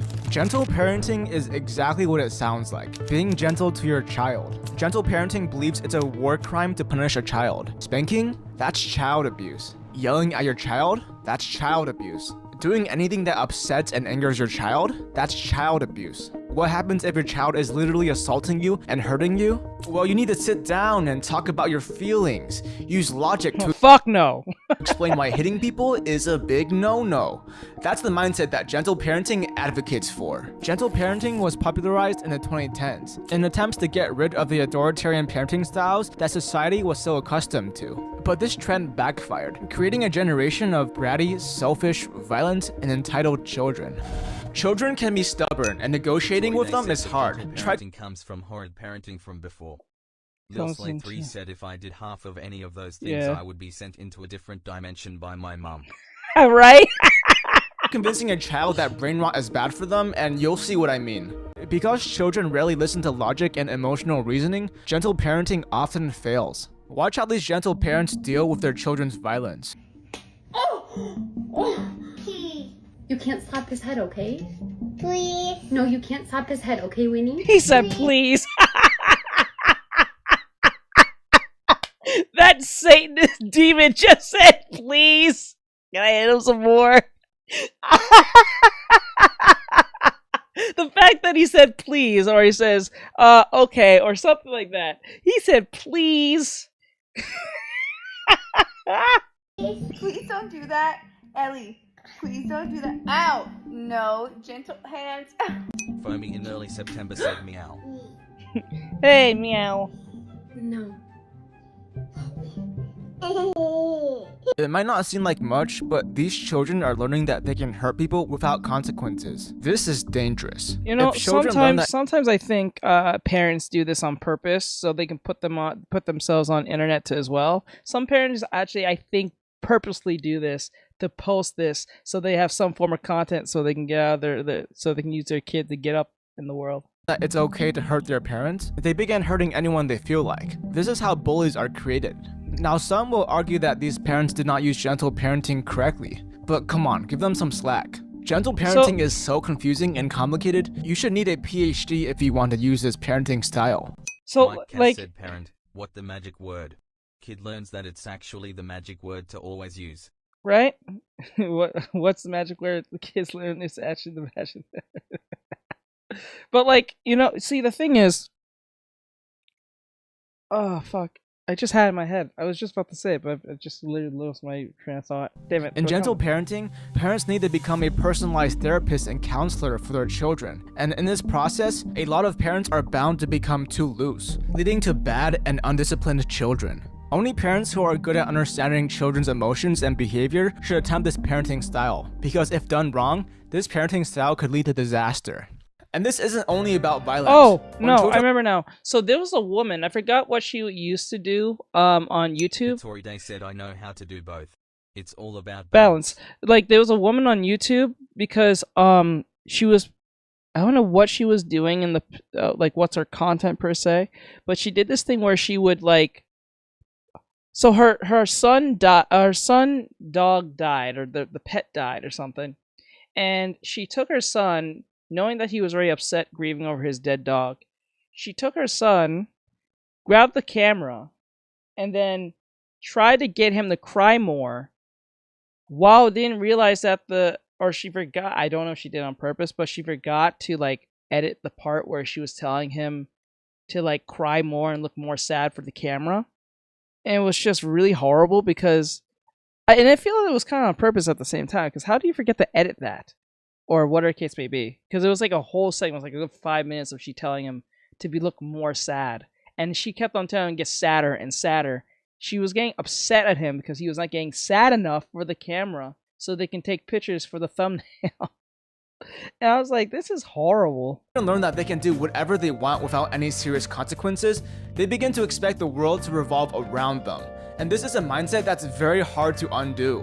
If anything isn't going their way and they're unhappy about it, they throw a tantrum. Yep. This has led to a massive rise in classroom misbehavior in the last few years. Here's a kindergarten teacher talking. Some people were saying she didn't edit on purpose for more attention, but that doesn't really make sense. Yeah, it doesn't make any sense. You're just gonna look horrible. You're not gonna. Yeah, it was a white lady with blonde hair, right? You saw it. That was crazy. That was insane. But I don't know. It feels like she did do it on purpose, because that was a long segment for her not to edit that part, but, like, it was weird about it.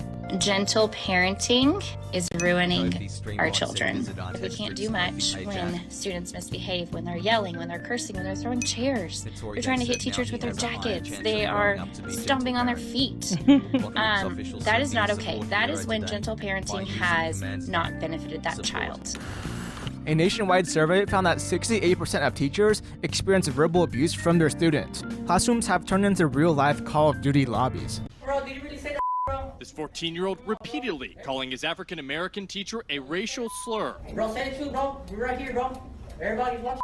What's up? This is why I will never want to be an actual teacher, like, in these schools. These kids are out of control. And it's not even the kids' fault, per se. It's really the parents who don't know how to put discipline upon these children. Because these kids are not just doing this because they can. They're not doing it because they want to, because they do it because, no, not want to. They're doing it because they can.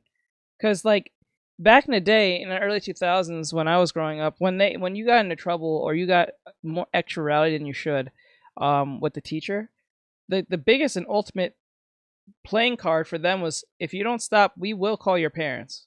That was good enough just to make anyone stop. But now when you say, oh, if you don't stop, we'll call your parents, they say, go ahead, I'll call my fucking parent. They'll tell you the same thing. You out of line. I'm like, damn. Oh shit. I'm like, wait, are you serious? Like, you might be even telling me the truth because you had the bravado to say that. They have the bravado to tell you, call my fucking parents, don't give a shit, give my phone back. I'm like, oh my god. You're not my dad, you're not my mom, you're not gonna take my phone away. They'll tell you everything. That's just crazy. Said this is more like a problem in America. Kids can still get disciplined at school. Oh yeah, definitely can. Yeah, I definitely know. Like outside of America, that doesn't like a fly. Maybe that might work somewhere in the UK per se, but anywhere else like Kenya, South America, Africa, South America, or anything like that, I don't think that type of shit is like happening like that in schools like that. A basketball at the teacher. 44% of teachers cite student misbehavior as a top source for job-related stress. This problem is actually getting progressively worse with each year. In a 2023 survey, 70% of teachers said students were misbehaving more than in 2019. We've seen a dramatic increase in violence in our society, a significant decrease in accountability and consequence. It's not surprising that, unfortunately, this is spilling over into the behavior of students in school. It's no wonder why there's massive teacher shortages in countries all around the world now. This wasn't as large of a problem back in the 2000s as it is now. Gentle parenting was growing in popularity, and a few years after that, misbehavior is on the rise and large numbers of teachers are quitting their jobs. I'll let you decide if that's a coincidence. I think most average of most teachers quit within 2 years. I think 2 or 3 years.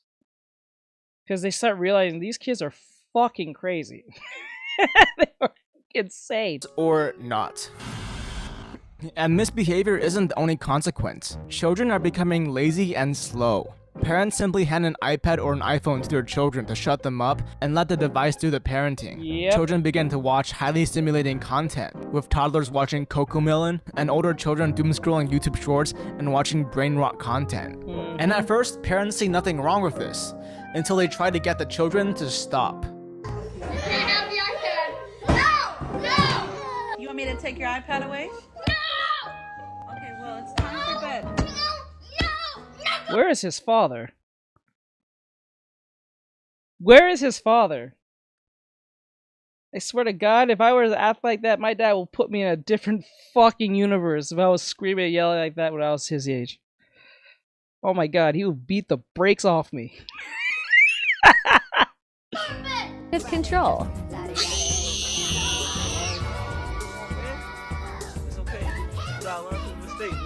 Many parents don't take the measures to limit their child's screen use or monitor their content. If this continues long enough, the child actually becomes addicted to their iPad or iPhone and builds an emotional dependence on it. Without their device, they can't be happy. Many studies have found that excessive screen use can interfere with brain development in children. There was a study, I think, on NBC or one of them news articles where they did or ABC, they did an article where they did a story where they took a bunch of children, a part of an experiment, and put them in like a cell for like, I think 6 straight hours without no phone interaction, and they was having a mental breakdown without their phone or something like that because there was absolutely nothing to do. They couldn't leave for 6 straight hours or something like that, or 24 hours. I think it was 6 hours or 24 hours, one of those two things. And they're kids between the ages of like I think 10 to like 16, and most of them was having a mental breakdown. Asks, so yeah, wasn't it like similar to like drug withdrawal? Mike has said, son, I haven't got enough milk and cigarettes to last us for the amount of time I was gone for. Yeah, it wasn't it like similar to like it's kind of like that. It's a dopamine thing. Lowering cortical thickness and damage to the prefrontal cortex, parietal lobe, temporal lobe, and occipital lobe. In simple terms, the brain is getting f***ed. These brain changes make it even more difficult for children to identify and regulate their emotions, which could be why children get so angry when their iPads are taken away. And this isn't the child's fault. Children don't know better. It's the parent's responsibility to... Versus my left hand. I remember I used to play... Remember, I used to play fight with my right hand versus fight with my left hand. To ensure that the children don't misuse technology. But because gentle parenting strongly advocates against punishment, and many parents interpret this as avoiding any action that makes the child upset, many parents become too reluctant to take away screen time. But this isn't just about screen time. The detrimental effects of a screen addiction carry on to other aspects of the child's life, and one of these is school. These are the type of parents who will be calling for censorship because they don't want to parent their fucking kids. Think about it. The same people who put them on the iPad will be the same people who will come after these companies saying that my kid's exposed to some insane shit. How about just take the fucking phone away? You know what I'm saying? Like, it's the irony in this. The same people. Said, bro, I love raindrop race. Raindrop racing was a true sport. Never ever tried that before. I'm not familiar with that. But like, the same people who will say, we need more censorship in video games and everything, is the same people who will put their kids on the same iPad. Hitori Day said and drain races with leaves. Are underperforming at every single grade level. A study investigated math and reading scores of 4th and 8th graders and found that the majority do not meet proficiency. And it makes sense. When children's brains are so fried from spending hours on their screens, that brain damage happens to affect how they perform in school. Along with this, when children spend years spending all their time playing and using a screen rather than doing chores or learning, they grow a lazy mentality that's very difficult to reverse. Even basic elementary school academics become too much to handle, as they have zero willpower or discipline. I have witnessed this very thing in several of my a few family members in my life. Parents need to understand the dangers of these screens and regulate screen time, even if it angers their children. The rise of gentle parenting has led many parents to allow their children long hours of screen time. And even if this isn't the mindset that gentle parenting is advocating for, it is the mindset that raindrop race is where you try to predict which raindrop reaches the bottom of the window first. Oh, okay. I knew there was actually a name for that. I know what you're talking about now. I used to as a kid. I knew that was like an actual name. Parenting has popularized. So we need to either start warning against the dangers of failed gentle parenting, or stop promoting this parenting style so heavily. So far, we've discussed the dangers that arise when parents misunderstand the gentle parenting method and use it incorrectly. I think gentle parenting should only work when the kid really truly doesn't genuinely know what they're doing. Like, so say like a baby, for instance. Okay, say for a baby, or a 3-year-old or 4-year-old goes and takes the fresh wipes out and just pulling the fresh wipes out, right? Lil Slatery said they'll be like, here's unfiltered access to everything on the internet, then be like, there's too much inappropriate things on the internet. Yeah, that's the problem. That's the Trojan horse that these politicians are pushing, so they can get your information and sell it to the highest bidder. So they're using horrible parents who did not do their fucking job with their kids, and then they use those horrible parents as an excuse, as a scapegoat, to get your information to sell to you and to those same kids. Like, it's the irony, because let's be honest, even if they get your information, those kids are just going to use those same parents' information just to see the same shit that they're not supposed to be seeing anyway. It's literally a fact. You don't think they're not gonna use their grandma, their grandpa, their mom, their dad, especially if they're the iPhone type parents who put them on the iPad in the first place? You don't think they're not gonna do that? They're gonna just use their parents' information just to watch wherever the hell they was watching, whether it's on YouTube or TikTok or Twitch or where the fuck. That's it. They need your ID, your credit card, or some type of verification that you're an adult. That's how they get you. So they're using horrible parenting as a form of example or scapegoat to get your information. Ain't that crazy? And then everyone suffers because stupid parents who were not supposed to be parents in the first place, who was not ready to be parents in the first place, gets fucked. That's crazy. But even if done correctly, this parenting style can still lead to disaster. So my example is like this. If a baby is like pulling out like a bunch of fresh wipes, like she's like 3 or 4 or something, like 3, say 3, and they're pulling a bunch of fresh wipes, or 2, they're pulling a bunch of fresh wipes, right? You first being gentle with them, say, no, you don't do that, or a kiss, AB, we don't do that, right? But when they do it again in a way that they're being more secretive with it, or they do it again, that's where you be more, that's why you be more firm with them and say, no, you don't do that again. And if they do it a 3rd time, that's why you spank them on the hand or something. You have to teach them that there's consequences to your actions. And sometimes some consequences are not as harsh as others. Like some actions shouldn't be as harsh as others, but you have to give them a form. There is a punishment if things are not done correctly in a specific way. There are nuances where you may have not known, or it was just literally an accident, and usually you can tell. 90% of the time you can tell as an act. Pull back. Some people or some others will take it to a level from 100 to 1. But it's on us. The good and intelligent men have to produce more. The Correct. juice might be worth the squeeze. Yes. We need more intelligent men. We need more firmness. The more firmness, the more kids will be better in the long run. This softness is not going to work. Lil Slatery said exactly. It should be like a more forgiving court system with appropriate punishment. Correct. But when there's no punishment, or the punishment is so like nothing that the kid can tolerate and just look past it, it's not going to work. You have to, there's appropriate punishment to everything. So that's where that problem comes in. And if you don't keep that as a pattern, because they're gonna, what's going to happen, the more you be more lenient with them, they're going to take you not seriously. And then they're going to take everyone outside of you not seriously as well. And some people outside of that will take it to your kid might think they're taking it to like a 1 to a 10. But there's some people who are going to take it to a 1 and straight 100 with your kid. Because they don't know your kid and they don't give a fuck about your kid. Whether it's adult or another kid of the same age group or a bit higher. Some kids will take it to a level where they don't think it's that bad, and some people will take it to a level that will be bad, but they don't give a flying fuck because either they had a very bad day, or you became the target of that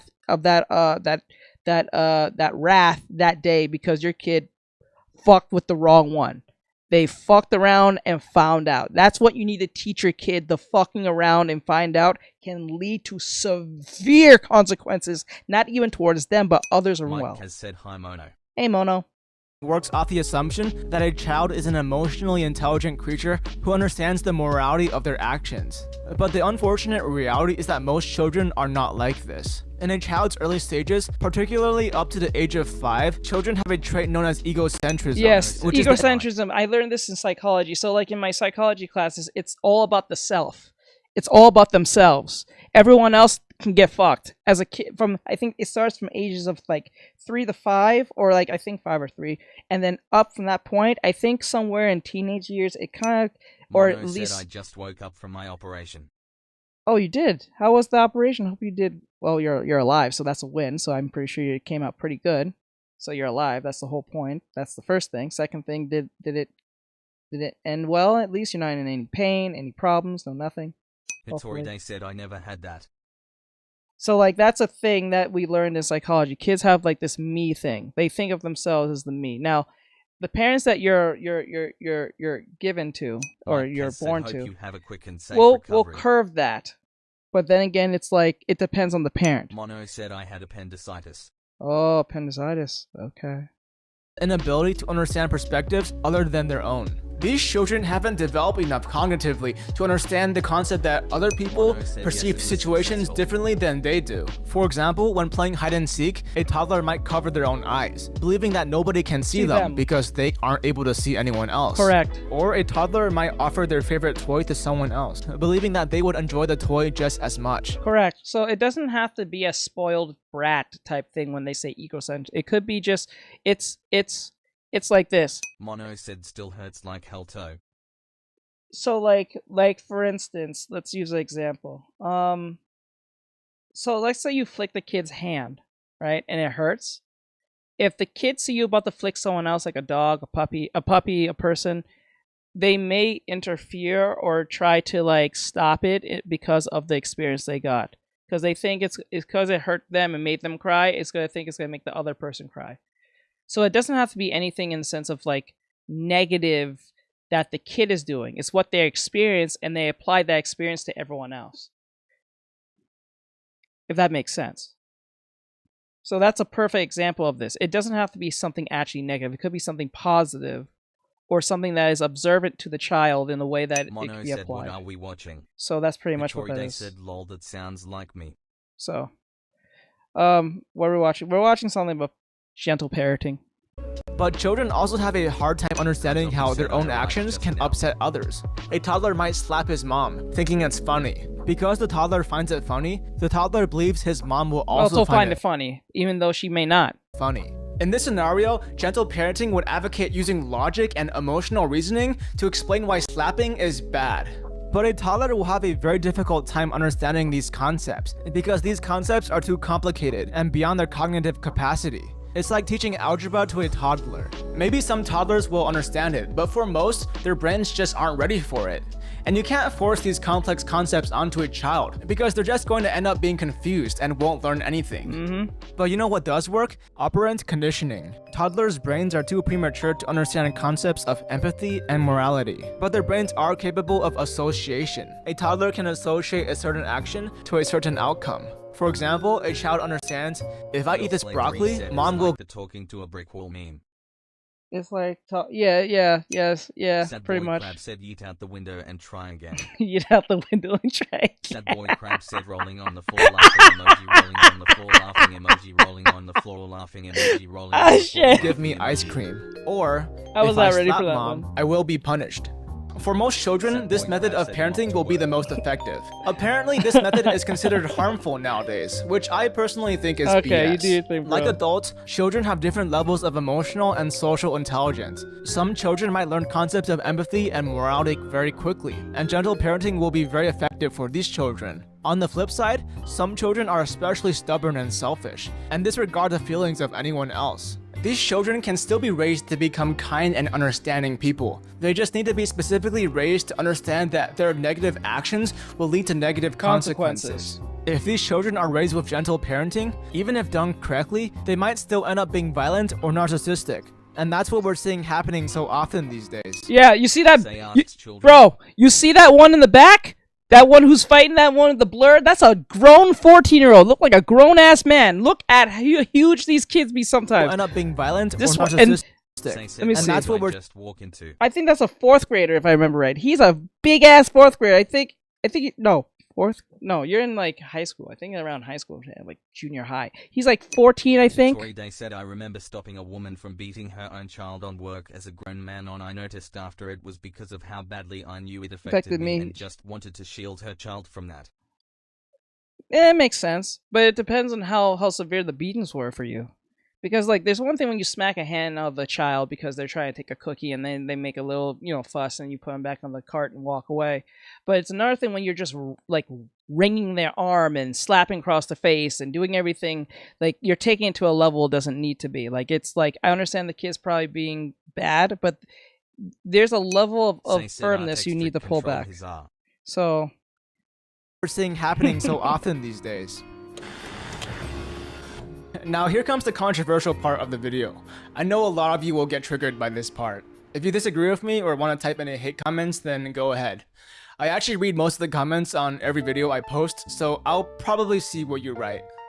Our society has become soft. Parents are afraid to be strict towards their children because they believe it might traumatize them. Nowadays, people commonly talk about having PTSD because their parents physical. Just from embarrassment, mental. Oh, and I think that's sometimes a real problem when you beat them in public. Like, that's a very bad thing, I think, sometimes. It really depends, but, like, I don't think you should beat your kids in public like that. That's just crazy. Yelled at them. PTSD. Yeah, try telling that to a soldier or a war veteran. I'm not advocating for harsh, aggressive parenting. Parents should mostly be gentle and try to understand their children. But the harsh truth is, sometimes, no matter how much you negotiate with them, children will only want things to go their way. Yeah. In cases like this, where gentle parenting does not work, being strict is the only solution. Yep. Can you please stop hitting me with that? DaY said exactly. Yep. Thank you. Stop! Yep. Sit now down, she stopped please. now. She stopped now. You see that? 1. Luca, sit down. 2. Luca, sit down! 3. That's it. I think that's how it should go. You got 3 strikes, just like in America. Get 3 strikes. Publicly can be a double-edged sword. BC, then the parents might be one harsher or colder towards the child's BC of public shame. That can have its effects. I'm not saying that's not a possibility, because the parent might get even more angry, and they say, because they'll turn to the kid and say, said, and the kid will also notice the change, and it will become a cycle of neglect. And then they'll turn to the kid. Then Seven Storm said, tell them why you punished them and why it's wrong. Yes, you gotta first punish them and explain. You don't punish them and just don't say anything, because now what you're going to do is gonna put them in a what do you call it? For the better and live happily ever after. It puts you. Day said, yeah, me too. It puts them in a situation where they're like, oh no, if I do something, will they lose their mind? Hitori Day said, gentle the harsh. So it is what it is. Ow! Feet off the table. That's not nice. You're eating. That's nasty. Yes, nasty. Put it down. Put it down. Get your feet off the table. Get them off now. Because so many parents nowadays are reluctant to be strict towards their children, we end up with children who are unafraid of their own actions. Children who don't believe in authority and believe that they can act in their own self-interests.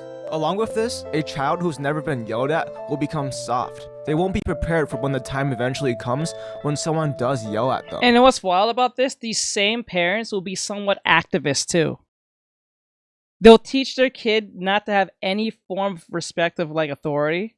And they'll be somewhat an activist to go against everything that authority has. And then when their kid gets bigger, they have problems.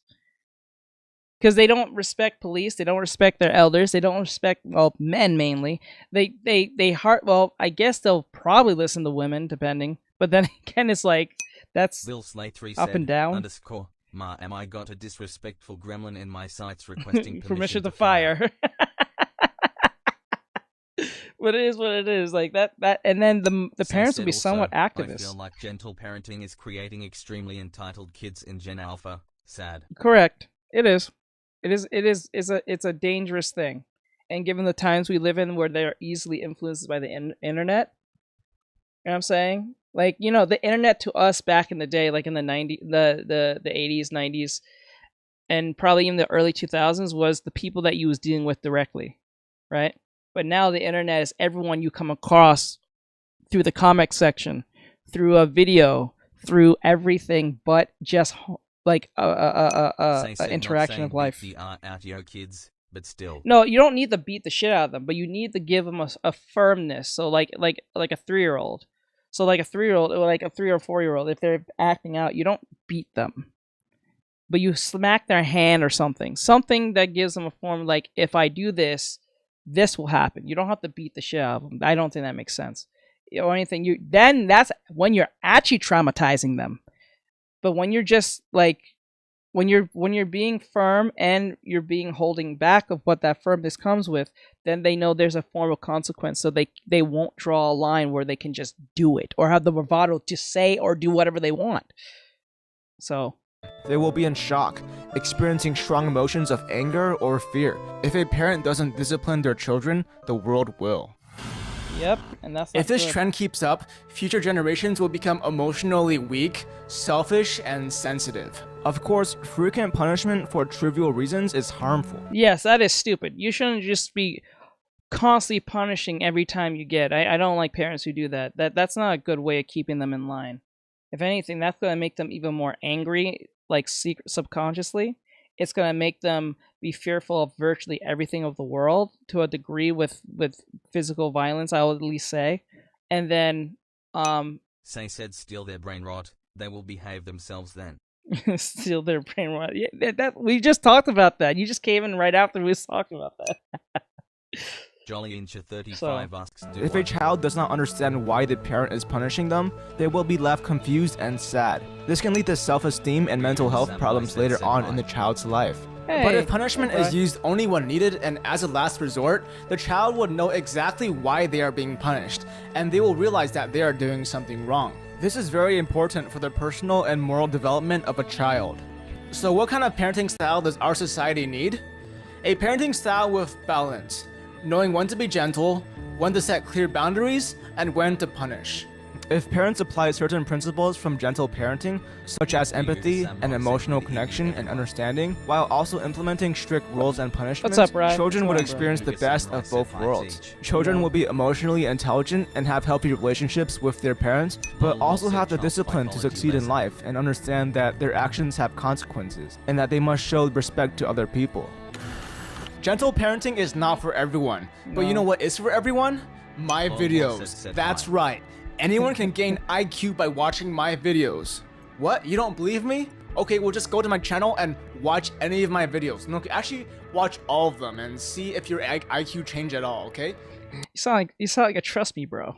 Like this one. Watch this one. This one's pretty good. And make sure trust me, bro. A pretty good video. I think it was clear cut to the point. This is Damanity. Oh, humanity, Damanity. Okay, Dumanity. Okay, I get it now. Okay, so this is Dumanity. He has 55.2 thousand subscribers. He did a great job on this video. I think he pointed out the obvious what's happening. I think most people can agree with this because of how things are going, and it's kind of hard to argue against this per se. There are nuances. But then again, most cases, this is a behavior that needs to be corrected. Spending my last whole night with summer watching this. Let's go! So this is the dangerous rise of gentle parenting. I hope you guys enjoy this. We're going to go to the next video. This one will be random as well, so... Hitori daY said stream freezing too much an hour ago, but I enjoyed as usual. Yay! Latest, bro, and y'all enjoy. Let's go! Thank you, Hitori. I too appreciate my dude. Thank you, thank you, thank you. Thank you. Okay, so this is from It's a Gundam. And this video, for those who don't know who It's a Gundam is... Slay3 said bye. Later. Said at this rate we raise our kids like pets in action and reward system skull emoji. Okay, so this is from It's a Gundam. Let me pull it up. Sorry. I'm getting up here. It says, we are cooked. The regression is recession. So, It's a Gundam is a comedian on YouTube. Some of you may know who he is or heard of him at least once, or at least by passing or seen his show, his videos. Slay3 said, wait, no, I was saying bye to Hitori. Oh, no, I get it. No, I understand. He was saying bye, I understand. Let me see. It says, we're cooked.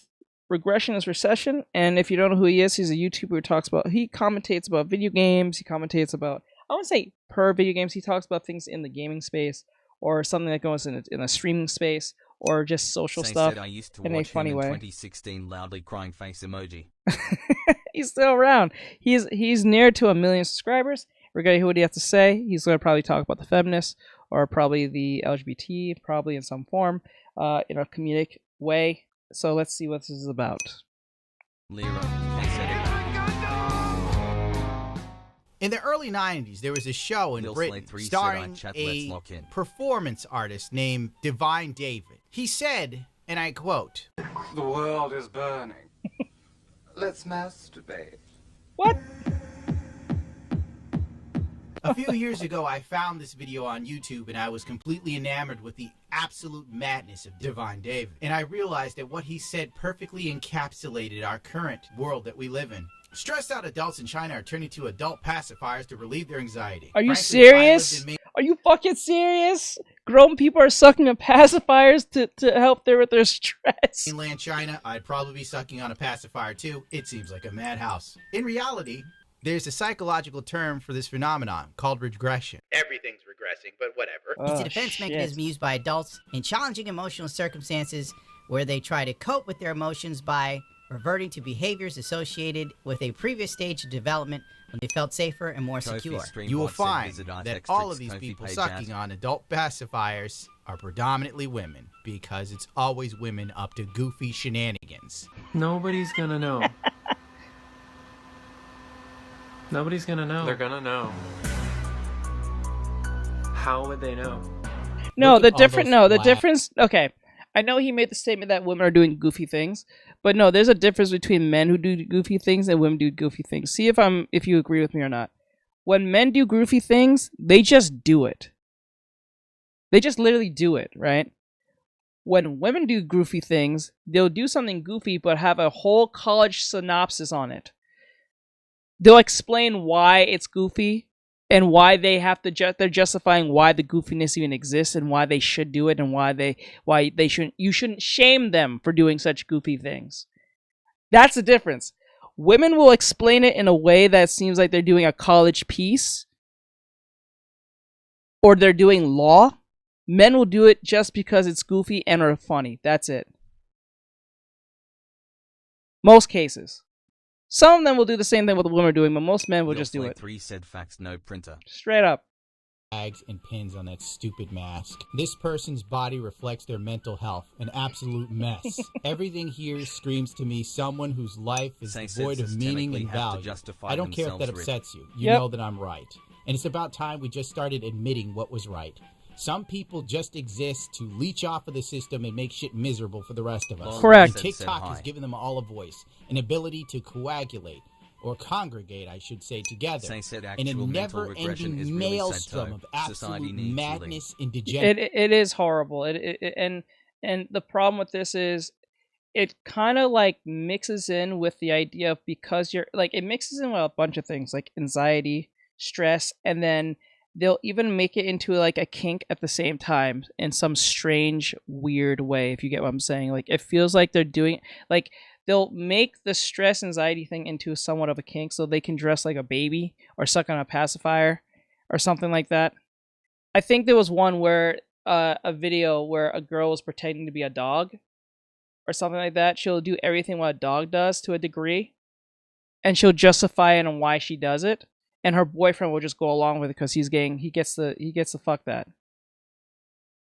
He's just down bad enough to not say, you know what, this is fucking weird and stupid. But because he's going along with it because he benefits getting some ass, that's pretty much what that is. That's why art isn't beautiful anymore. And there's an obsession with the depraved and the ugly. So that way they can try and rewrite beauty standards. So this is why we need strong people and men specifically to say no to things. Sometimes it's okay to say no to things. 3 said, nah, let's torch society and restart on Mars at this point. we gotta say like no to things. Some things are like, okay, fine. If you do that by yourself in that private sector, fine, weird, but fine. But when you try to justify it as if it's something that should be shown to the world, and you know it's fucking degenerate as fuck. You know it's degenerate. You know and I know it's degenerate. And you have to give me a whole synopsis on why it's kind of not, sort of, but really, but we're going to go with it anyway, or I'm going to call you a name. Kinks. Actual regression is like super ultra reverse crash outs. Yeah. Yeah. That's the perfect. Actually, you said it perfectly. That's the perfect one. That's the perfect one. It is a super ultra reverse crash out masked behind either kink shaming, stress shaming, anxiety reducing, something to that fidget spinner type response. You know what I'm saying? That's what it is. Or I'm neurodivergent, some type of mental illness type thing. It's all these 4 things shrouding the actual problem that you have issues. You have like real issues. Said, yeah, some things aren't normalized for a reason. Yep. Put in any effort in even existing. How would they know? How would they know? I can't. Oh my god. I already know if all those alphabet flags on your mask, you are mentally unhinged and should be avoided at all costs. What in the world is going on? Adults have started sucking on pacifiers in order to soothe... Guys, look at who is the demographic who's sucking on the pacifier. That'll tell you everything. And not because of the gender. But look how they appear, they usually appear. Their anxieties. American adults are sucking on pacifiers to get through stress at work, in traffic, when they're having trouble sleeping, or during moments of pure burnout. See? I don't know. I think this is a low-key reason for some women to put something in their mouths. I'm just saying, not attack on women. Stupid I have to even say that, but like, it I think is a low-key kink trying to push on the idea that it's some type of anxiety reducing thing. Ryuga Samurai asks, no brothers? No brothers. No brothers. No brothers. You think any grown man is gonna be up here saying this? If a grown man were to do this, they'll think he's a creep. The only way a grown man can get away with this if he's part of the LGBT thing. Lil Slay 3 said this feels like some form of voyeurism. Yeah, like if this is a straight male saying this, he will not be able to get away with it. But if you're on the pride flag, they just need a bag of you can get away with this. TBH. I love chips. And if you criticize it, you are a hateful person or some type of bigoted individual who won't understand. Predominantly women on TikTok. This is the same thing what happened with that one VTuber who was cheating on Battlefield 6. No one knew that the person was trans. We just knew that he was cheating. But because the person falls on the heels of the pride flag, therefore it's about their orientation when their orientation has nothing to do with the game they're playing. That's where the problem comes in. And this is why people are getting sick of this shit. Not of the LGBT individuals. It's just they're using that as a scapegoat so they can't be criticized for their shit behavior. That's a difference. The difference is just because the person was playing a video game using wall hacks, or I think it was aimbots, or whatever the fuck, one of those two things, because they was using aimbot, and it's obvious, you can see it, you don't need to be a gamer to see how insane the aimbotting was, but because the person don't want to be criticized, they're bringing up their orientation for some odd reason that had nothing in the conversation, plus the person is a VTuber, so you can't even look at the person as like a real person to tell if they're even on that shit by just looking by appearance. It was a literal VTubing anime character, but because they felt criticized, they brought up their only thing that they had as a form of a shield. That doesn't make any sense. And that's the thing about it. It doesn't have to make sense to you. It just has to make crazy enough sense in their head to use as a weapon against you so you can shut the fuck up. That's insane. Sucking on pacifiers because they can't hack being an adult. Sorry, sunshine. Hello. If you think it sucks now, wait till you get older, little baby. As a rhinoceros, and I use cheats to help cope. It doesn't get any better, so you better buck up, Buttercup. I have to deal with stress. Oh my god.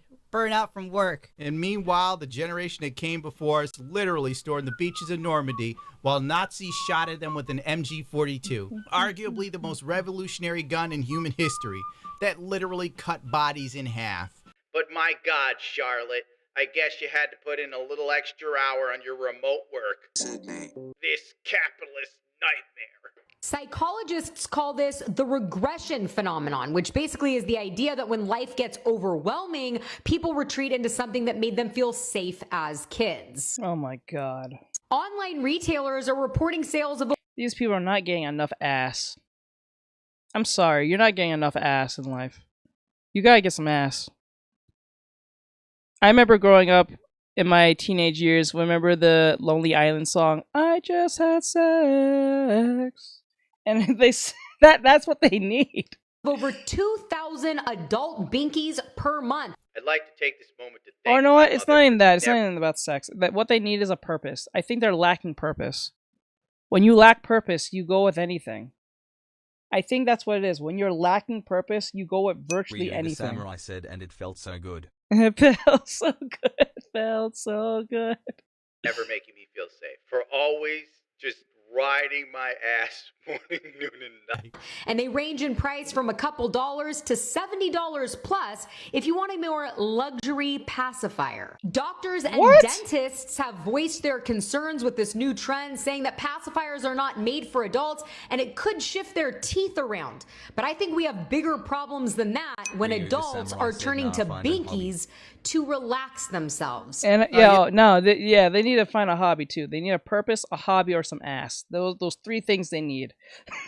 Or all three. You need a hobby with some purpose and some ass. Yes, the problem was we told all these people they were special, they were unique little snowflakes, and they could do anything they wanted. Correct. They grew up and found out that they were painfully mid, if not below average. Correct. And that the only thing that awaited them was the ever-crushing maw of working till the day they died. Mm-hmm. And since they didn't develop any social skills or the ability to be fine with themselves in their developmental years, they are now adults incapable of making connections or even expressing themselves properly or dealing with hard situations. Correct. This is why everyone is turning Gwork and AI into their best friend. Correct. Because they're broken. Yep, he hit it on the head. I don't identify as an Earthling anymore after this. Right? I don't want to be on this planet anymore. He hit it on the head. That is perfectly said. And this is why you see a bunch of videos now, people saying, I have an AI girlfriend, or my best friend is the AI I talk to every day. Ryuga Samurai said, oh yeah, sorry, I wasn't here yesterday. My mom's birthday was yesterday. Oh no, you're fine. You're fine, Bri. You're fine, bro. You're fine, bud. You deserve a day off anyway.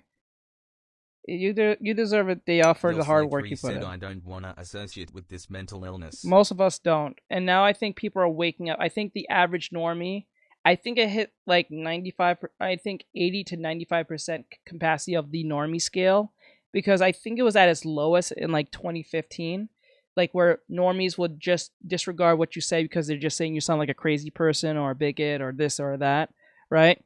But now, because normies are more open towards like the pattern recognition of what these people are about, whether it's in their video games, their movies, and that's their fault, because the activists and all these crazy individuals start pushing their messaging in the internet. I mean, in the video games, the movies, the TV shows, the news, some YouTube videos. Like, it got to a point where you can recognize certain patterns of certain people, certain archetypes, certain stereotypes, certain just like, and who's always constantly being the screechiest person, right? Reese said, I think this is why aliens don't try and communicate with us. I wouldn't be surprised, even though they said aliens are coming. I don't think it's true per se. I think it's just a very strange looking meteor. They say there's some aliens in the sky right now. There's some ships or something. But I'm not going to acknowledge the alien thing till they actually attack us, or someone like mated with something. You know what I'm saying? Like till it does something, aliens don't exist at that point. Like I'm not saying that aliens exist or don't exist. I'm saying till they do something, then they exist. I'll believe it when they actually come. Yeah, when they come and do something. Saying that aliens here, they're in the sky and nothing happened, and there's no news, there's no one being attacked, there's no one losing their lives, there's no people manifesting superpowers out of nowhere, there's no, I guess they said they're like 10 foot, I think they're 10 foot tall black people, as they claim, walking around trying to mate with the women or try to destroy the men or anything like that. I don't see or hear any about that. Everyone's on TikTok, they have their phone out, everyone's looking for an alien left and right. You know what I'm saying? Like, till an alien kills or mates or do something that looks so extraterrestrial that you can't, ignore it. There you go. Till the alien does something, it's real. Ryuga Samurai said, what, rolling on the floor laughing? They said that the aliens, NASA said they resemble a black people who are 10 feet tall. I was like, well, I'm not saying that's true. But I think some black people are going to find that offensive, even though it might be true. I'm not going to say it's not true. I'm not going to say it's not true. I'm going to say it's true or say it's not true. But then again, the fact that they resemble black people will be funny as hell to me. But then again, some black people will say, you know what, that's true. We are aliens. just to ride on that wave. Some people will ride on that wave. I'm dead serious. That's what's crazy to me. That is crazy. I'm sick and tired of pretending it's not true. Oh, you don't know what life someone had. Shut up. Don't give me. I've been shot at, for God's sakes. You don't see me running around with a binky and talking to Gwork. Oh my God, I'm so lonely. Oh no. Get to work. Get to work. Get your ass out there and work, bitch. You're in the meat grinder. And be grateful it's the meat grinder of capitalism and not the meat grinder of war, where you're being taken out by drones flying by Ukrainians or Russians. Shut up, take out the big thing. we was aliens and shit. Oh, I wonder if I can even call someone a homo passionately. I probably can't. This one I found pretty funny. LGBTQ activists and communists are protesting against a coffee shop in Denver, Colorado, because they are Christian-owned. The same coffee shop which... Obviously. The activists, the LGBT people have a problem with the Christians. Wow, that's so different. Like, oh my god. Silly_Spook said, "What are you watching?" Bro, that's Love crazy to me. BTW. Thank you. I'm working on an animation with Pikachu here. I got a little carried away with watching the video, but I will finish. Well, I won't be able to finish it, but I'm working on it, and I want to see if I can actually pull it off. I'm actually putting in the work, guys. I'm not going to say I'm going to do it and not do it. I'm doing the work. I'm actually trying to do animation, and I think that's going to benefit the streams. 3 said that's probably why some people say you're kind. Ryuga Samurai said we are watching It's a Gundam. Yeah, we're watching It's a Gundam. Yeah. But thank you. I think. Thank you, Sly. Helps the homeless has reportedly been subject of monthly protests by some unhinged activists. Let's take a look at these people. We're protesting against this place, the Drip Cafe, because don't bully me. I'll. Oh my fuck! And that right there is why people don't fuck with this. You can tell that person's on the tee. They're one of the tees. And then look at the shirt they're wearing. Don't bully me. Jesus Christ. This is exactly why people are not fucking with your cause anymore. At first, the cause was for just leave them alone, let them do their thing in the corner, type shit. What that movement really was about. Let them live their lives, leave them be, don't bother them. You know what I'm saying? Now they're wearing shirts like this. And then they do shit with Target, you know what I'm talking about, and then Bud Light themselves. Spine retract into itself. I physically feel like his spine. See, this is why people can't fuck with this cause, because it does too much. Definitely a Spencer's shirt, lol. Right? Silly_Spook said the shirt. The shirt is wild. I'm telling you, bro. It's too wild. Like, this is why people don't fuck with this cause, because it has turned degenerate. When it had a noble cause of like, okay, let them live their lives, let them do their thing, leave them be, to the point of where they're literally pushing a crazy shit in your everything, and then if you don't fuck with it, you're the problem. This is exactly what South Park was talking about. Don't bully me. Oh my god.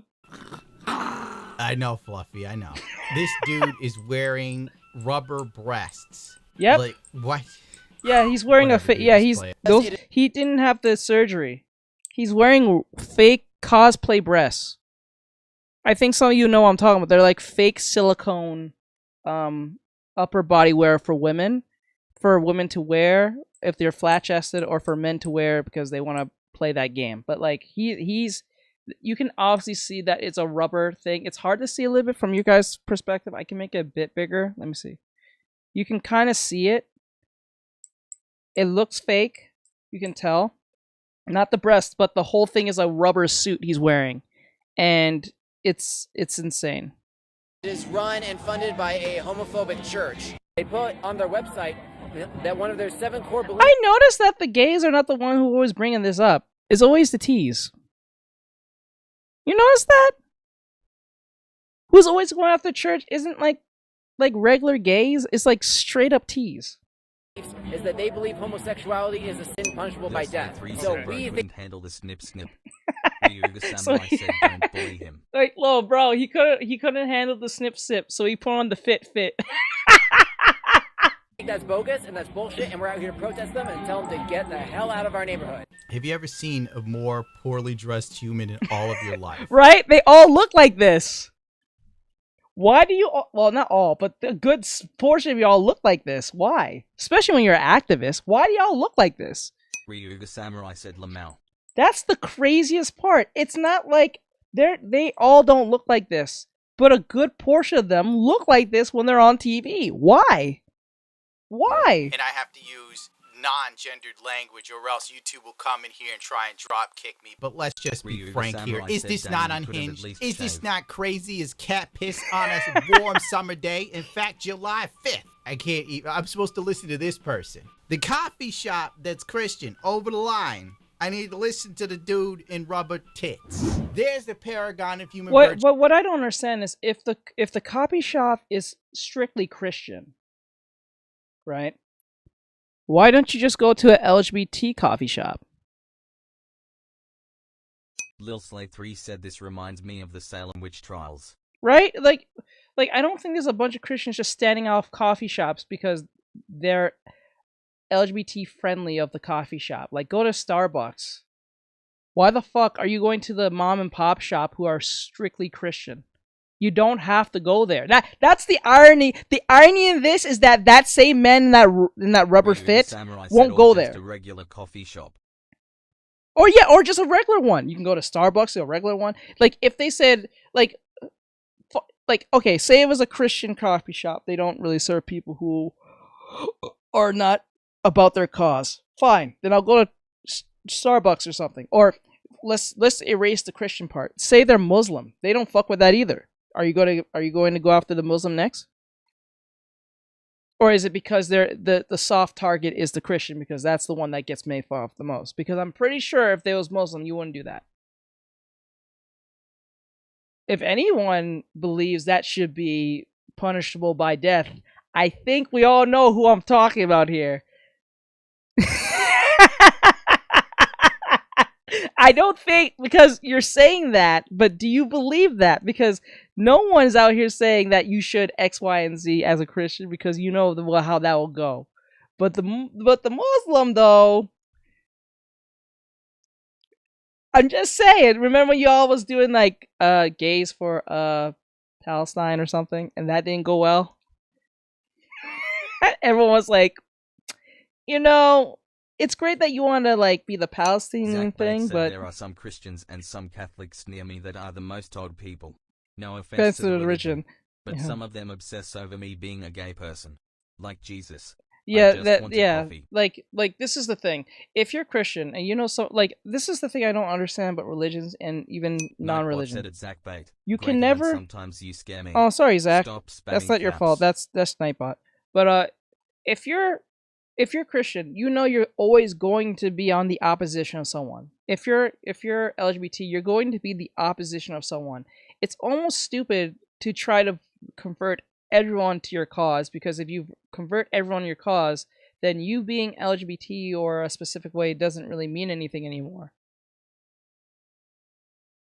Now, if someone's harassing you, that's one thing. But when you go to a coffee shop, when it says strictly Christian, or they say they only serve Christian people or people of that ideology, you don't have to go there. You can always go to Starbucks. Or you can go to the other local coffee shops. Not this is the only one. Remember, there was a coffee shop where they said they're not going to serve men, or if they did serve men, they said they're going to put an extra tax on men.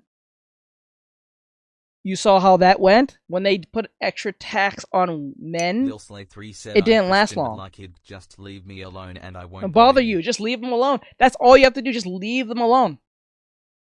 That's all you have to do.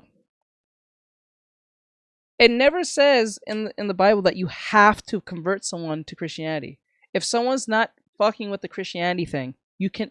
It says I think in the Bible somewhere, it says if they're not for it, and not verbatim I'm saying, but I'm just giving a synopsis summary. If they're not for him, if they're not for God, they'll say, leave them be. I will deal with them. There is no reason why you have to go and push yourself to that point. Yes, they said spread the word of God. They said this, but they don't say you have to force it. You do not have to force that shit.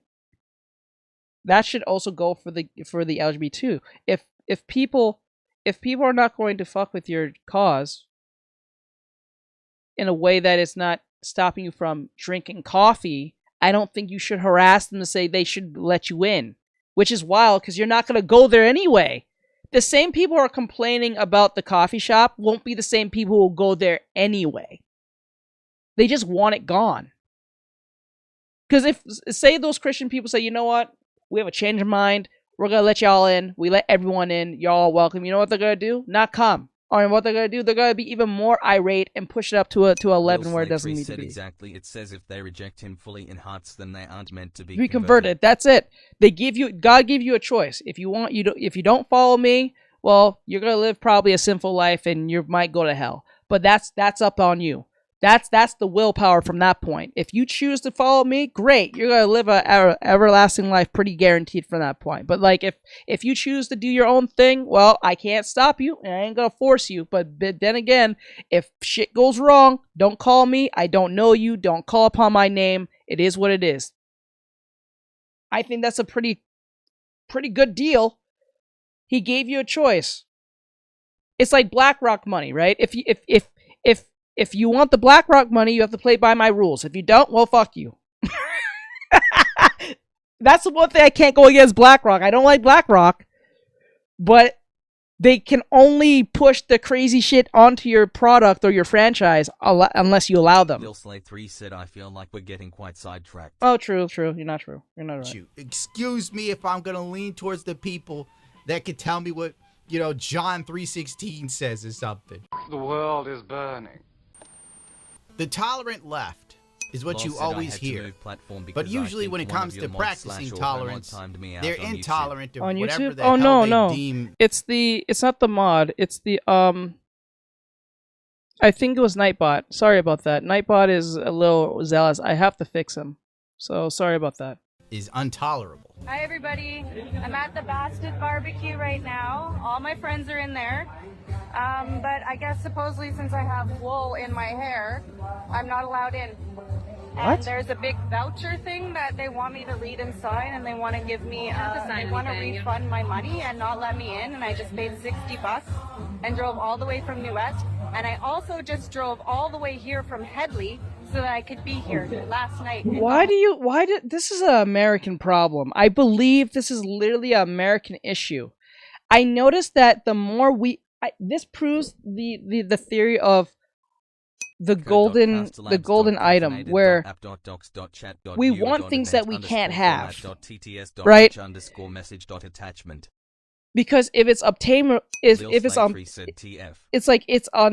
obtainable or if it's attainable, saying it wrong, we don't take it as seriously. When it's unattainable, it's valued, right? So what's happening is that she said she drove a certain amount of distance to come to this place. They won't let her in because of her hair or some stupidness.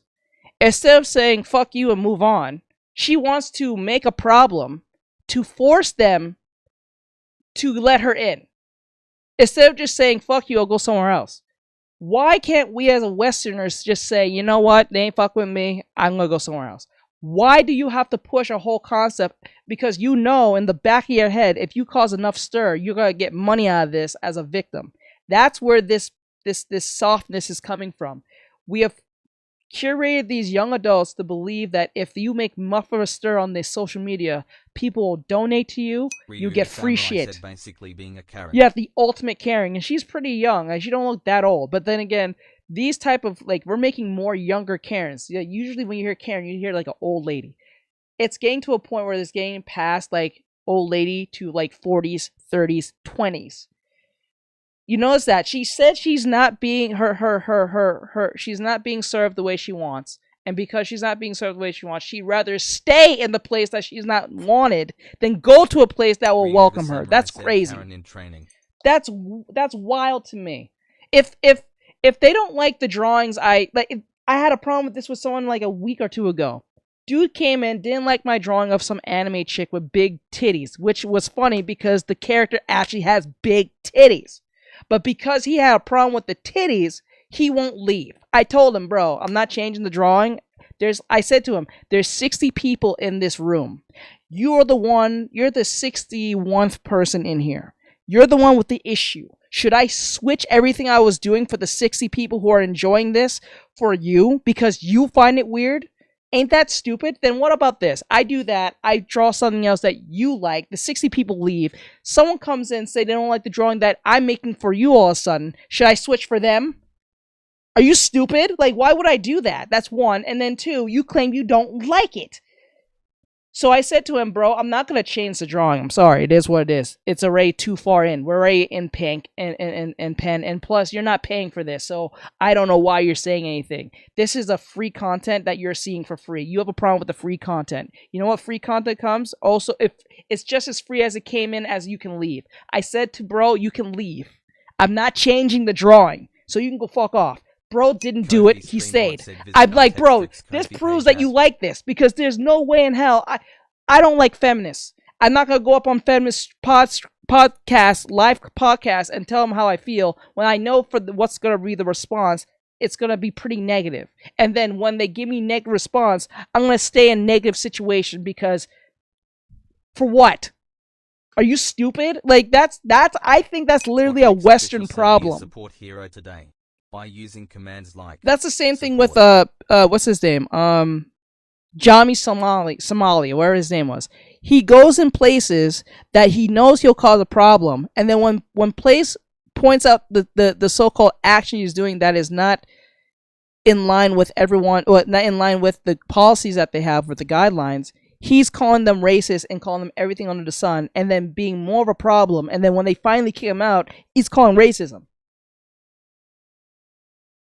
When he purposely documented, recorded, and then do all this shit. Said nothing else like. That shit's crazy. That is crazy to me. I think that's a Western problem. We've been bred to think if we are in a situation that we don't like, we'll stay in it. Said just leave. That's wild. Home at 4 o'clock in the morning, and now I can't get in because of my hair. Then leave. It was included in when you bought your ticket. It was included. Our culture appropriation policy was included when you bought your ticket. When you in the description of the event. Look at all the godforsaken bureaucracy. I don't even see what the problem is. Was the wool obtained inhumane somehow? I thought getting wool off of sheep helped them in the hot summer's day. I don't even know what the problem is, and I also just don't care. I'm absolutely fatigued is the right word. This video goes on for 8 minutes. Wow. I need to go to watch 8 minutes of gay bureaucracy. So it is something that was put out ahead of time. And so I apologize. I don't really understand. So you're not letting me in because of my hairstyle? Correct. Yeah, so, if it doesn't align You know what's funny? The hair that she's showing is fake. The hair that she's showing is fake. Let's see. Show. There we go. What's wrong with big titties, right? Nothing. Nothing's wrong with big titties. Big titties is where it's at. It's where it's at. I'll die on that hill. But the thing is, it's like, you see how that's wild? Why is it not showing show? It's not showing it. That's so dumb. Why won't it let me show it? That's weird. With a culture that I am. Oh, so it's the hairstyle. It's the hair. No, it's not. It's wool. It's not even her hair. She can clip that out, probably. Maybe it's extension, but maybe she can clip that off. She can cut that off. But because she wants to go in this so-called whatever she's trying to get into, she won't go in because I'm pretty sure the wool is a form of flammable hazard. But she's not thinking that way. It doesn't align with the culture. It's a white woman that looks like she has fake dreads. That's the issue. You can't have wool dreads. No, it's not cultural. Oh, it's a gay cultural black woman appropriation. wearing a wig made from Chinese woman hair. Right? It's cool. Right? I am Vikings. Vikings have dreads. So I If you want me to go debate everybody in there on whether or not Vikings or Celtic people can have dreadlocks in their hair, I will do it. I will debate your whole freaking system. I'm not here to debate. Yeah, but this is retarded. I just drove 5 hours to get here. Also, even that language, I don't want used in the venue as Oh well. my gosh. So it's like, Welcome to wokeism. Welcome to wokeism. You see what just happened? Because she used a slur that she did, a slur. I wouldn't say a slur, like a response, or she said the hard R. The dude next to the person who works there says, "Oh, I don't want you there because now you said that too." I'm like, "Oh my god." Can't say retarded around these people. That's probably because they're retarded. But they won't let me in because I have dreadlocks. Culture, I can't. There's no way in God's green earth am I sitting through 7 minutes and 33 seconds more of this. Maybe some other time when I don't have better things to do with my day. It's gorgeous outside. To hell with this. I have had it officially. That's how you know a country's too good. It's too good here. Because these are problems for people. These nonsensical, completely trivial, mundane issues that you literally have to look for. Because your life is so semi-charmed, you have to find things to be offended by. It's a never-ending victim Olympics. Yep. Even with the adult binky people who are sitting there going, oh, I'm so anxiety-ridden. Oh, things are so rough. Oh, I'm so stressed. You're still in America sucking on a pacifier. That's a luxury. Especially considering they have luxury. As a grown person! As a grown person, too. You're a grown person saying this. That's what makes this weird. Life is tough. My life is horrible. Things are not going well, but you're sucking on a pacifier. As a grown person, like in their 20s or 30s. You would think a child in Cambodia that's working in a sweatshop has the luxury of a binky. That's so sad. Bro, that is so sad. So that was It's a Gundam. Okay, so this is Chibi Reviews. Chibi Reviews has a video here saying stop the shame for watching icky anime. Literally sucking it up. Literally. And Chibi Reviews has 484,000 subscribers, and he's going to talk about stop feeling shame for watching icky anime. I guess just anime in general, or just like certain animes that may have certain tropes in them that may not be shined upon so well. But then again, that's like kind of part of it. But then again, it is what it is. It depends on how you see this. So this is what this is about. Hold on.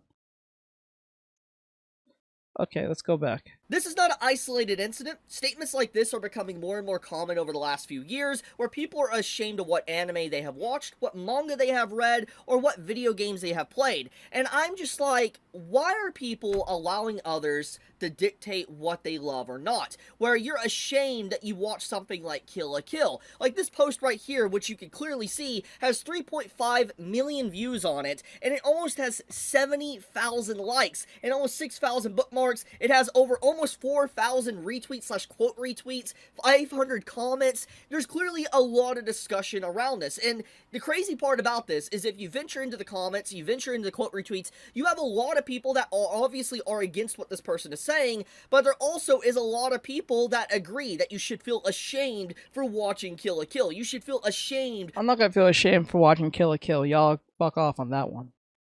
I'm not gonna feel ashamed watching old Dragon Ball, and I mean when Goku was a little boy and there was like panty shots. I'm not gonna feel ashamed watching even something like Prison High School, or a case may be, Gurren Lagann, BNNA, Fooly Cooly. I'm not gonna feel ashamed of that. You can go fuck off on that one. That was part of my childhood. If you don't like it, you can go. You are a Taurus. For watching shows or reading series or anything that has icky content or fan service content or anything like that. And you want to know the craziest thing about all this? This shame has spread to so many other anime and manga communities that it's staggering. I've seen people say they're ashamed of reading Berserk, Vinland Saga, Dawn to Dawn, Chainsaw Man, Fire Force, Fairy Tail, watching these series as well. Yep, and you want to know what all these different series have in common?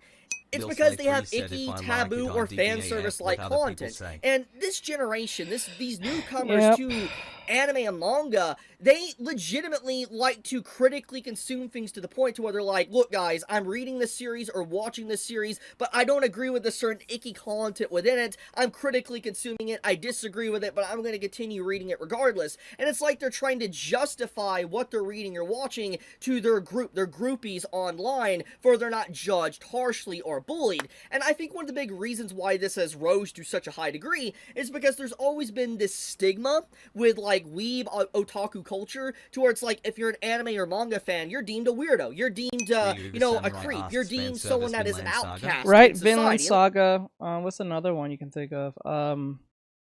Dot Hack Sign. Let's be fair, you know, that was a big thing for a very long time. For instance, people that used to watch anime in the early 2000s and even in the 2010s, you were looked at as a weirdo. And the thing is, nowadays, anime and manga fans are deemed in a little bit more of a positive light. It's become a cultural phenomenon. You could say that's a good or a bad thing, but the point is that society has been a little bit more accepting of at least the surface level content of anime and manga, to where you're not instantly judged or called a creep, weirdo, or whatever if you watch. So remember, when he says surface level, for those who don't know what he really means by this, he's talking about like the Dragon Balls, the Hunter x Hunters, the Yu Yu Hakushos, the Rurouni Kenshins, the Inuyashas, the Pokemon, the Digimon, the Yu-Gi-Ohs, the Jujutsu Kaisen, the My Hero Academia. So surface level popular mainstream accepted type shit, not the stuff like Vinland Saga and like Kill la Kill or like or Jobless Reincarnation or anything like that, even though that's fairly popular, but it's not popular enough for it to get a movie in theaters. You know what I'm saying? So if there's a movie, if it gets a movie and it's in theaters or it's really hyped up to the point that it's on like a Netflix or something. Hitori Day said it's a bad thing. I wish these simpletons go back to leaving us alone and calling us weird. Yeah, I Zach Bates kind of said wish that too. Kill is cool. Yeah, so like I have no issue with any of the surface level stuff I'm saying. I don't have no issue with it. It's just like the problem is the surface level people have a problem with the real shit. It's like if you take someone in New York City and they just know Manhattan. Demon Slayer is basically a movie trilogy. Pretty much it is. You're not gonna lie. Because like I think they put like 3 movies and it's pretty much the whole season in one sitting movie, I think. But like Zach Bate asks anyone like a silent voice. Or a silent voice. Some people might find that problematic because of the subject matter to a degree. Some parts of the subject matters. Like bullying and like self-deletion and all that stuff. But like, you know, those are the surface level people who can't handle things. You know what I'm saying? So it's surface level individuals who have the problem with the real stuff. It's like taking someone in Manhattan and just taking them to New York and going straight to Manhattan and that's it. Anything outside of Manhattan, they have a problem with. Or if they know about Brooklyn, Queens, or so, that's the only like other 2 places they may know. The Bronx probably. But anything outside of that, everything is horrible. They don't like how everything is. So watch something like Dragon Ball, or you watch something like, say, JJK or yes, Demon there you Slayer. go. But if you venture too deep, obviously that stigmatism, the whatever people want to call you, if they want to call you a weirdo or a creep, is going to come back if you dive a little bit deeper into otaku weeb culture, which gets into the main point. I think one of the big reasons to why there's been such a rise of shame within the anime and manga sphere in terms of like conversation, communication between others, is because people know there is this stigmatism of weirdness within anime and manga. Anime and manga are supposed to be weird. They are supposed to be different. And that is one of the big alluring factors why people are drawn to this type of content, is because it's very different from what you would expect from, let's say, Western type shows. Like, you would never see some of the things that's happened within Chainsaw Man, Berserk, or Dawn to Dawn or whatever happening in, like, a cartoon in America. You would not see some of that stuff. Now, there is shows within Western culture, and that's the thing, you know, and that's the thing about I love about anime. Anime was already, I said this yesterday, it's already ahead of its, I think 2 days ago, it's ahead of its curve before the West did. It knew how to categorize its shows for whatever audience it's trying to appeal to. Anime is not even like anime is a genre now. It's not a one-time thing. So you have yaoi anime, you have mystery anime, you have action anime, you have isekai anime, you got mystery, sports, toy line like anime like a Beyblade or like a Metabots or some shit like that. You know what I'm saying? You have different genres for everyone. So like you don't have so like for instance, if I'm watching a Demon Slayer, right, and I don't want to see yaoi stuff in it, most likely it won't, because there's a yaoi section for that or something similar to a Demon Slayer, right? So that's where people appreciate anime, where in the West, virtually every show has to be androgynous by having every type of genre in one sitting. Said, so I have a manga in my collection called Blue Exorcist. It's a good manga, yeah. Lil Slay 3 said Terry's so many tags and art styles that anime doesn't feel like one set. No, it's a genre, right? And there's subgenres to this. So like let's use an example. So like if you're watching Demon Slayer and it says shonen, when I hear shonen, I'm not thinking there's gonna be. You're a Blue Exorcist fan? There won't be any possibility of like any yaoi stuff if I'm not a person who likes to watch yaoi. There's not gonna be any form of mystery other than within the story itself, but not an actual mystery like a cold case type of mystery. It's boy gets superpowers over some type of reason, and then he has a reason to use said powers to as a form of purpose to prevail and win against said villain, right? So when with yaoi could be same thing with supernatural stuff, but it's mostly focused on the orientation of the characters, but not just the orientation. This is where West fucks up. They makes the orientation the personality of their characters. The Japanese figured out this. The orientation is a part of the character. Zach Bates said MHA is one like you're saying. Correct. So like it's part as the character per se. It's not the whole character. And this is where the West fucks up mainly, and this is why anime is doing so well. Because most anime writers, or at least anime in general, Zach knows Bates exactly. Boy get powers and beats villains. And beats villains, right? So like that's what that is. Zach Bates said, but it's done better. Way better.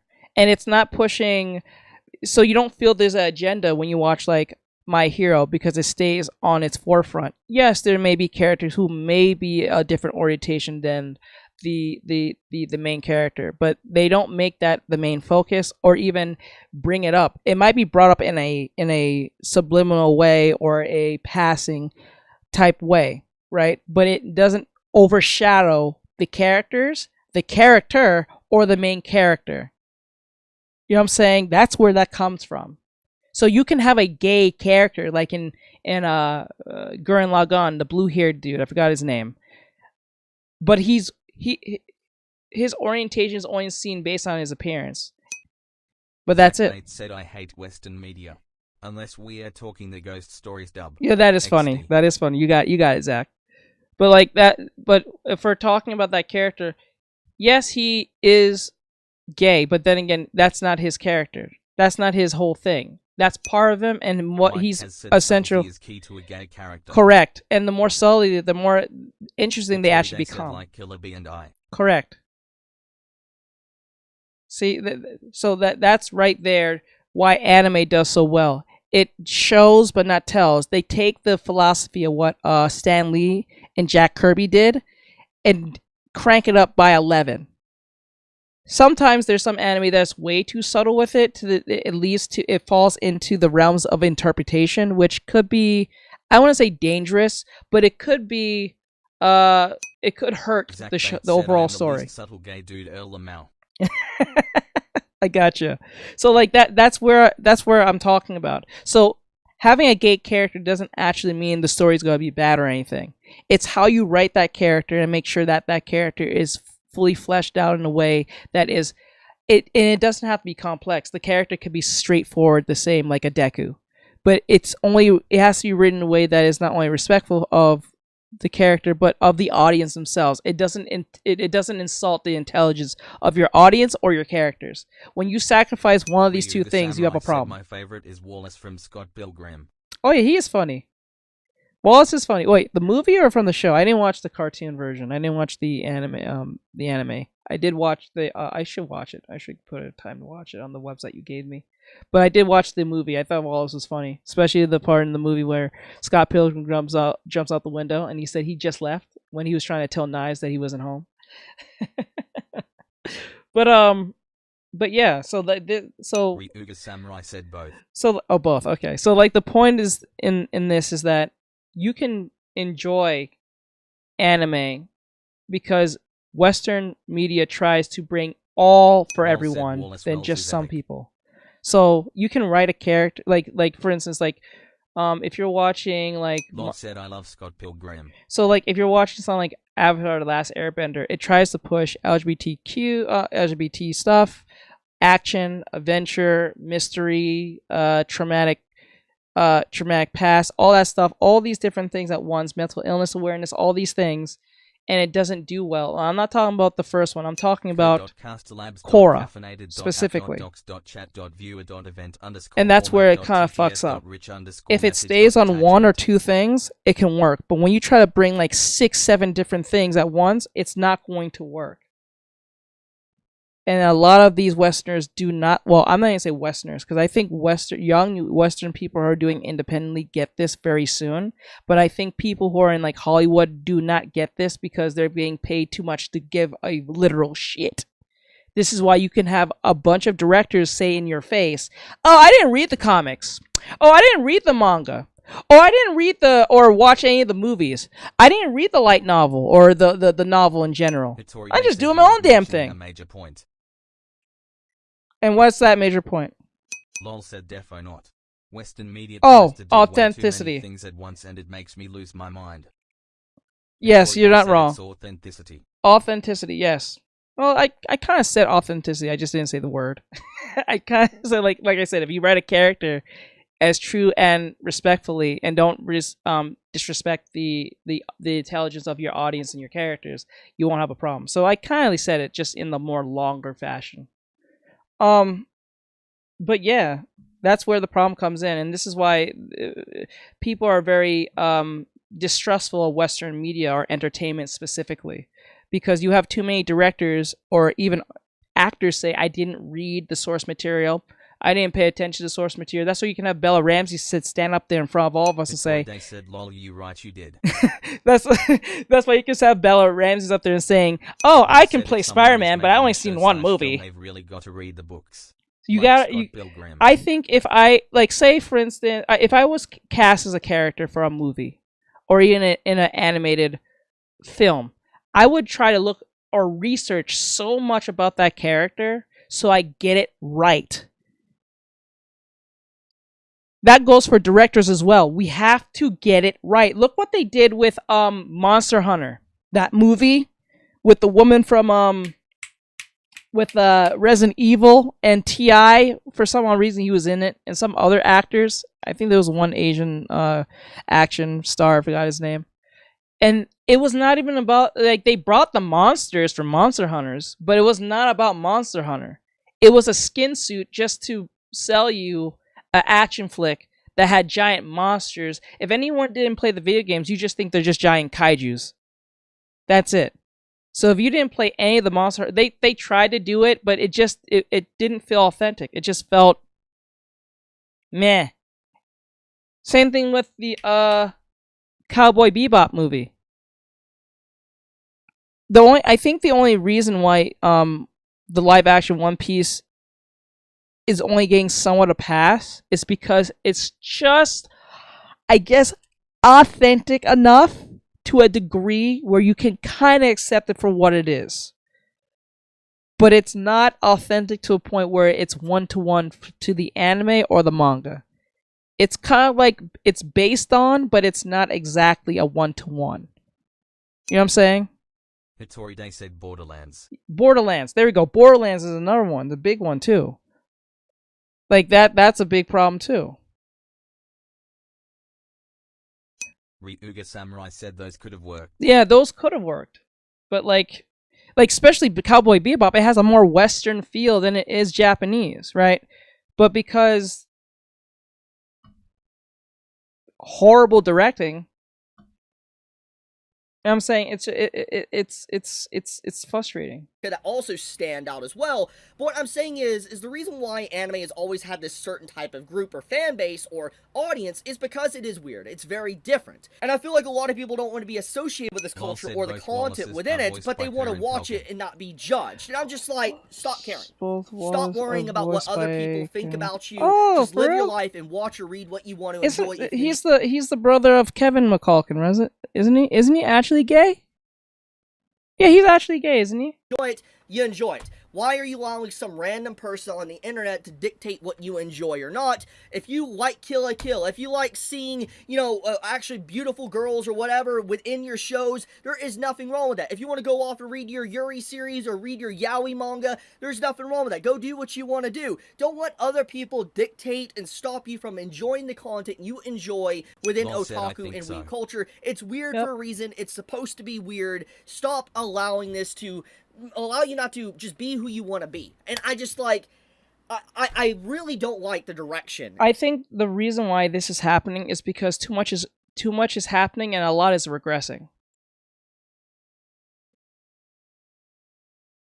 I think that's that's what's happening. I think too much is happening all at once within every month or within the week of virtually everything, because the internet's just such a fast-paced thing that things are regressing backwards. I think that's what's happening here. that the anime and manga community has been going. I've been very critical of this as of late, and I just seeing something like this is really agitating, because you have 70,000 people here now that has left a like on this post, and there's a lot of people that are clearly agreeing with this individual about the shame. And it's just like, why is there so many people that just feel shame like this? And because that's a good question. Why is so many shameful of it? But they'll go like it's a weird thing. It's a weird thing.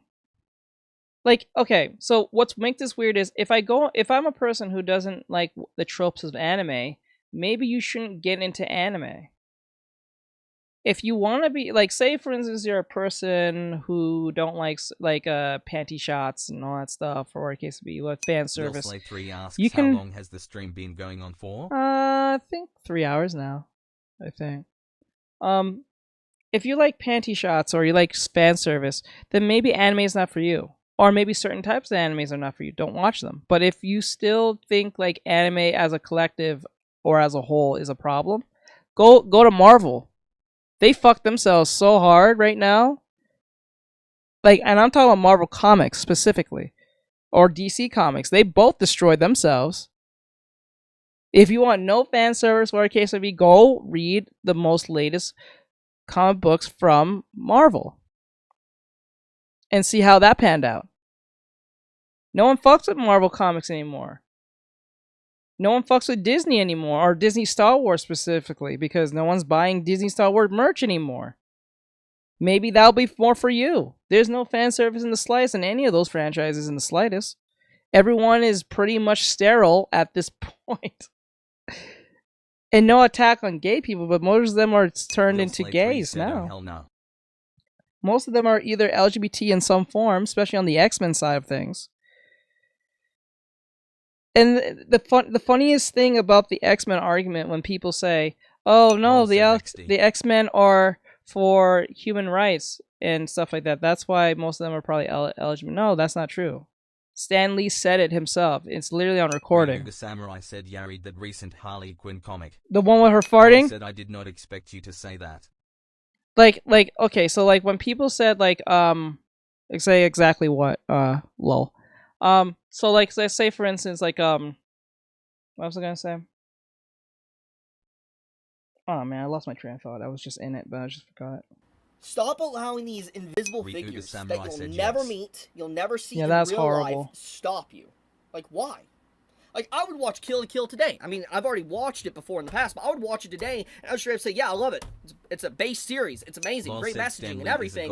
I would never be Oh, there he goes.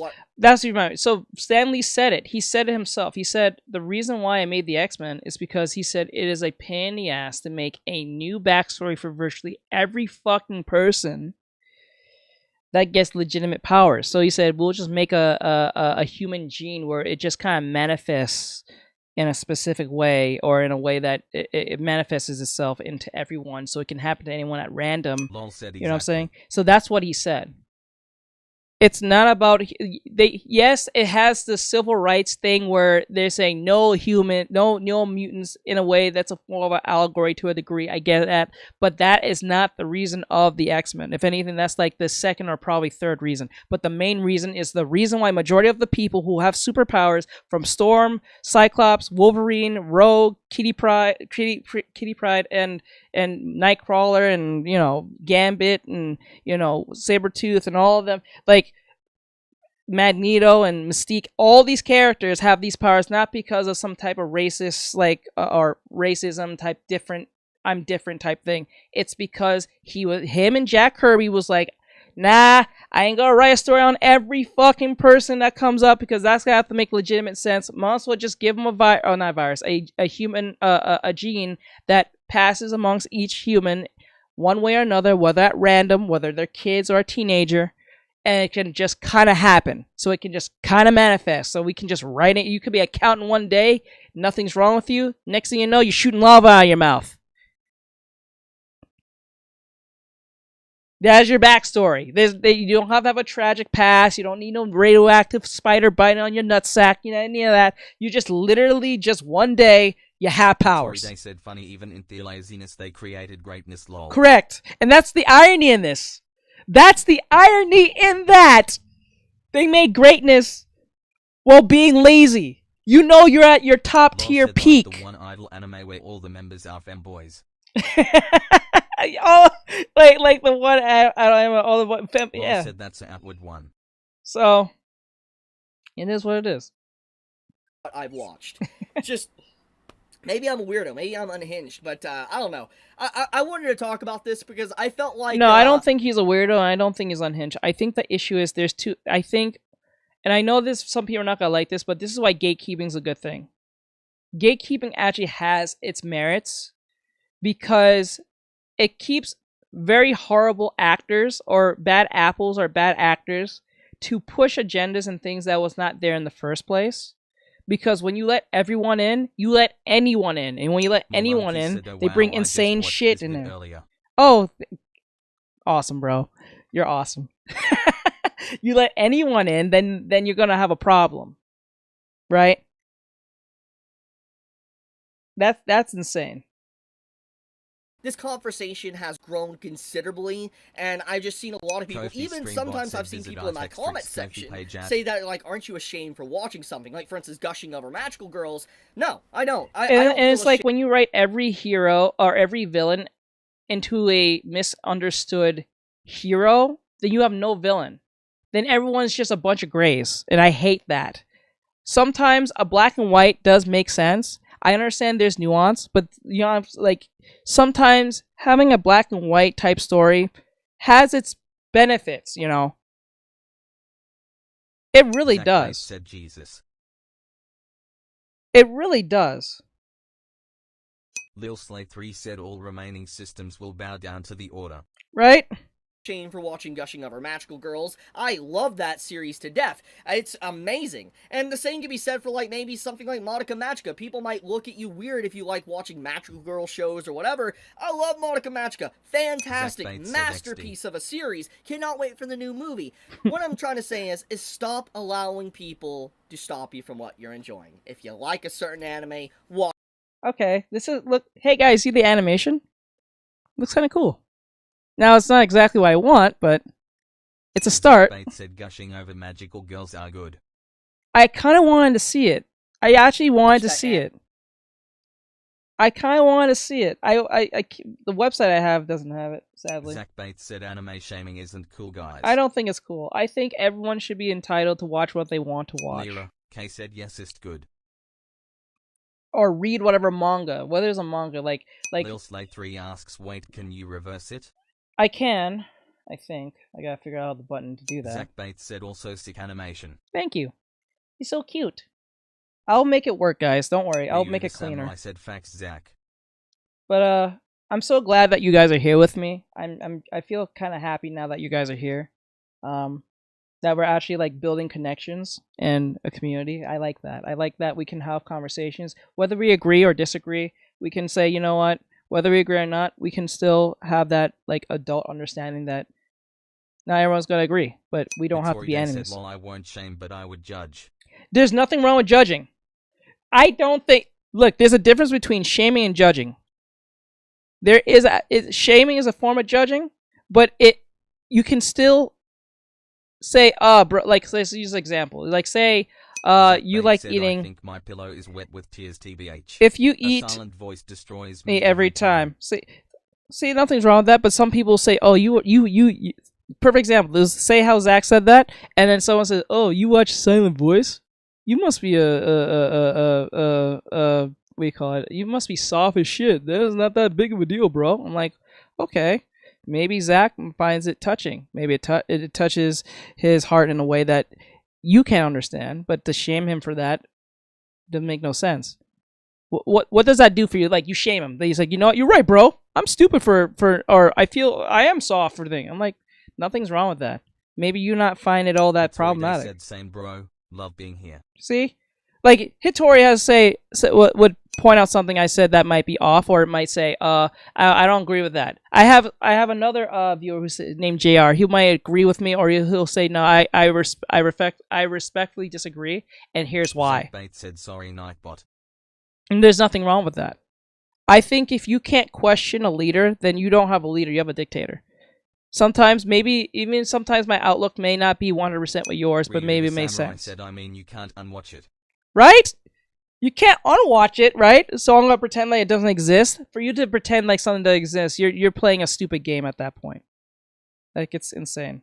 Anime, don't try to let someone bully you and shame you into where you don't want to talk about it, or you have to make this weird clarification that you were young when you watched it. It's like, dude, the only clarification you should ever make to something like this is that you're trying to talk about a subject, and it's been a long time since you read or watched it, and so you don't remember all the details, so you don't know what you can really say in terms of, like, accurate information on it, which is fair. But obviously, saying this, like, oh, I was young when I watched this, and, you know, I'm ashamed for it, it's just like, just no, stop. bro, Just fuck stop. you. Just No, stop. yeah, for real. You're like when people do that. Bates said Rent a Girlfriend is the one anime that I will never watch. However, if someone I know watches it, I will talk to them about it. That's it. I'll talk to them about it, and if they like it, well, I think your shit tastes, but then again, good on you, bro. There you go. That's not a form of shaming. There's a form of judging, but you're not really shaming them. Like, I think you have shit taste, but just because I think that show is horrible doesn't mean every other thing that you're going to pick is going to be shit. That shit tastes towards that specific thing. That's it. But we can still agree that some shows that we watch together are seeing is still the GOAT. You know what I'm saying? Like to write off someone because they won one show. Yeah, I don't know where they're going with that show. Like, it's insane. It's insane. Just to write off someone based on one show, or even two, or even five. It doesn't make any sense. They like that show. You ain't watching with them. It ain't forcing you. So, you know what I'm saying? It makes no sense. That's wild. Zach Bates said it's an odd thing, Samurai. Hitori Daiseto, and great work on the animation. Thank you. Can't wait to see it finished. Yeah, I'm gonna finish this one. I really want to finish. I just want to see how it comes out. I really want to do it. I won't able to get it done today, but I will work on it till I get it right. I want to make it look consistent. I don't want to just make a sketch animation. I want to make it look consistent to point A to point B, so it looks professional. Because if I force myself to do it, then every time I do an animation, it'll be on that level, and we'll do more stuff. I want to do more animation because everyone's been constantly asking me to do animation. And if I get the animation thing out of the way, I might just probably, and I know a lot of you have been hounding me on this, I might do a one-shot. Being awake for 19 hours in Loki's light work. But, like, I might do a one-shot one day. One day. Because people constantly ask me to do that. A lot of people nowadays will shame you for watching weird anime to get some imaginary virtue points. Correct. Behind closed doors, you know they be watching weird stuff. Correct. Too. You're not wrong. You're not wrong, Munchies. You're not wrong. They do that a lot. It's weird. This is what those are the surface level individuals who just watch Demon Slayer or all the mainstream stuff. I'm soft for crying to yaoi, and I say, do you understand how it would feel to watch everyone else get their happy ending and hoping that you get yours? I don't think that's soft. I think that's just something that's experienced for everyone in some way, some way, somehow. It doesn't have to be even like a happy ending. I understand where you're coming from. I totally get that. If that's something that makes you happy and you're not hurting anyone, or you're not pushing anyone or pushing a will on people, then I don't see any harm in it. Or if you're trying to showcase it in a way that you have to watch with me, or you're shaming people that if I like it and you don't, you're a horrible person. Like, no. I don't like watching yaoi shit at all. But I understand there's people who watch it, and that's perfectly fine. As long as they're not shaming me for not watching the yaoi shit. Said I'm a sucker, you know what I'm saying? Romance anime. And there's nothing wrong with that. There's nothing wrong with if Zach's into romance anime. There's nothing wrong with it.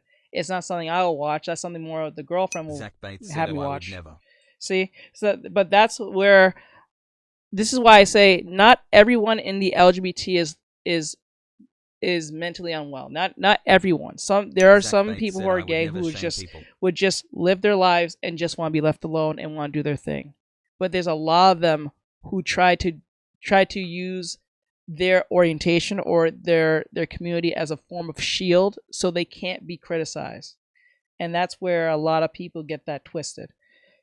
So that's why not everyone who's part of the LGBT is like unwell or crazy or anything. I mean, if someone's not soft, then they're hard, and being hard all the time would be a struggle. Yeah, that would be a struggle. If you're always constantly trying to be stoic all the time or try to be tough, then you're probably going to have a lot of problems. So... I want to leave it at that, though. Sorry for rambling / ranting a little bit. Just wanted to get this off my chest. I've been seeing this a lot, and it bugs me greatly. But be safe. Leave a comment on the video if you enjoyed the video, and it also helps with the algorithm. Subscribe if you enjoy this content and you want more of my content. People who watch it and have no problems with it. Gotcha. Daye said, "Lol, I don't agree with that. All is unwell, but not all of them want special treatment." Lyra, true. We're witnessing one of the biggest. You could you can be right with that, Hitori. You can be right with that. I can see that. That's actually respectful. I can understand that one. Okay, so we'll do one more video and then we'll call it a night. It's already 11 something, it's 11:13. I know some of you are internationally watching this, so you might be a different time zone for you. So let me find one last video and then we'll call it a night. I like watching random things. I don't try to stick on like one particular genre of things. Kay said no. Let me see. There's no recovering from this. I Lil called Slate it. 3 said, "Oh shoot, the sun is rising." Yeah. I'm so sorry, guys. Let me Zach see. Bates said, "I'm living my life as a femboy in a Catholic area, and because people aren't a fan of that due to them sticking to traditional gender norms." Ah, okay. Lyra, Kay said same. I understand. Overdosed. Okay, so this one's a little bit random. Well, actually, Monkey Brother made 24. No, that's 30 minutes. That's too long. It has to be not too long, not too short. Moana? Nah, I don't think anyone cares about Moana like that. Like, Moana's alright, but it's not I don't think it's worth a reaction. Angry Girl, Epic, TDS, stand down. Okay, this is Lil Slate 3 asks 15 minutes. I'm trying, yeah, something like, oh wait, I think I found something. YouTube lost in a thing. Attacked. Smash Brothers mod creator is getting death threats.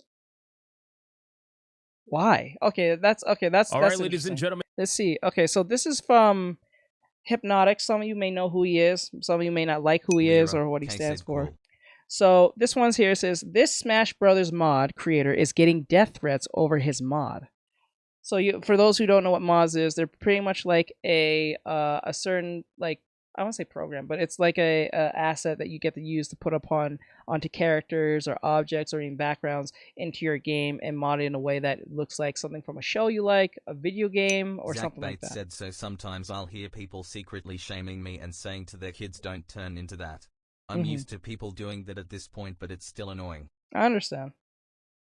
And so in today's video, we are going to be talking about a situation that is happening Oh, you pretty did. much in the Smash Brothers community right now. So this is this is something worthy of listening All to. right, ladies and gentlemen, so in today's video, we are going to be talking about a situation that is happening pretty much in the Smash Brothers community right now. Apparently, there is a modder that made a Balatro mod for Mr. Game & Watch inside of Super Smash Brothers, and this particular mod, he had ended up paywalling behind his Patreon account, and apparently the Smash community did not like that whatsoever. They didn't like it so much that they are now sending death threats and harassment his way. So he put a paywall on one mod for the Missing Game & Watch character in Smash that looks like the Balatro character from that indie card game. And they're mad. They're trying to give him death threats because they won't pay for like one little mod. And not only that, apparently these are the same people. Spooks said, "I'm sorry for that, Zach." So these will be some of the same people who will pay top dollar for like a skin in Marvel Rivals or like Overwatch or Fortnite. They'll pay like $15 for a stupid skin. What the hell? The mod and leaked it online as well to avoid the person receiving money on their Patreon for the mod. There's a lot of opinions about this situation. They're kind of all over the place. And as someone myself who does not utilize mods, I really don't have too much skin in the game. But what I do want to talk about is whether or not he should have actually charged money for his mod or not, and the overall reaction that people are having. So we have an article here from the gamer that says, "I have received for a skin? No way, not for a skin. Maybe like a whole like battle pass, but not for a skin, is it?" Much harassment. A Smash Brothers modder has locked their Balatro mod free after receiving abuse for paywalling the mod. Now, when you look at this actual mod, it looks Lyra, K said people are weird. That's weird. Pretty damn cool. We're going to watch a video of the mod in a second, but to be honest with you, when it comes to mods, I want to say it like this, and I know a lot of people may agree, disagree with that, but just realize I just want to be as objective as possible. When it comes to the modding scene, right, most mods are offered, for the most part, for free. Most mods, right? Not everyone. There are some mods out there that people try to charge for, and that's their prerogative, right? If somebody wants to put in XYZ amount of work to create a mod, then they have every right to do what they want with that creation. Nobody says like you have to give the mod for free. Granted, that's just something that the modding community tends to do on average, more so than not. But there is no written rule that says that every mod must be right. That's crazy.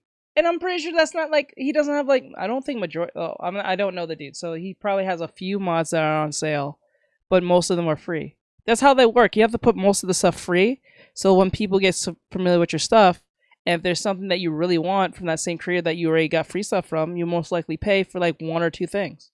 It's a great way of marketing. Be free forever. That's just not a thing, right? But however, I understand that from the community sentiment, people are angry at the mere thought of someone charging for their work. I know, it's crazy. It's a wild thing. But me personally, I feel like if the person wants to charge for their work, then they have every reason and right to do so. However, they also have to understand not only the backlash is going to come from it, but the simple fact is people just probably won't pay for it, right? That's what the free market is for. The free market allows you to make your decision and see what happens when people decide to react to it. And this situation, people could have just chose not to buy the mod, right? People could have just said, all right, well, I guess the mod's not for me. I was hoping it was free, but I guess it's not for me. But in any case, what was intended to be a neat mod, a fan mod that would unite the larger Super Smash Bros. Community with that of the breakout indie hit Balatro, turned into a case of harassment and death threats for its creator, all after a paywall for their work, something other creators in the space have done before. The end result is a rather tumultuous 48 hours for its creator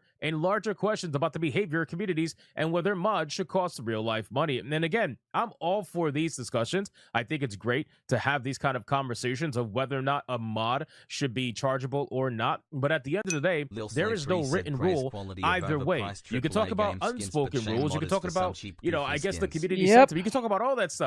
But there is no that is super weird. No written rules going either way of whether or not a mod should be free or should be chargeable. There is no written rule. But however, I will say this. This is a Nintendo game, okay? This is a Nintendo, the litigious company, the ultimate litigious company, Nintendo. This is their game. If they find out that you are making a mod for their video game, and they find out that you are charging money for the mod for their video game, I would expect Nintendo Ninjas. No, no, it's not his game, but he has the game asset. He has an asset that they want in the game.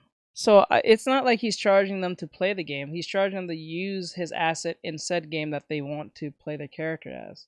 And it makes sense. It's like it's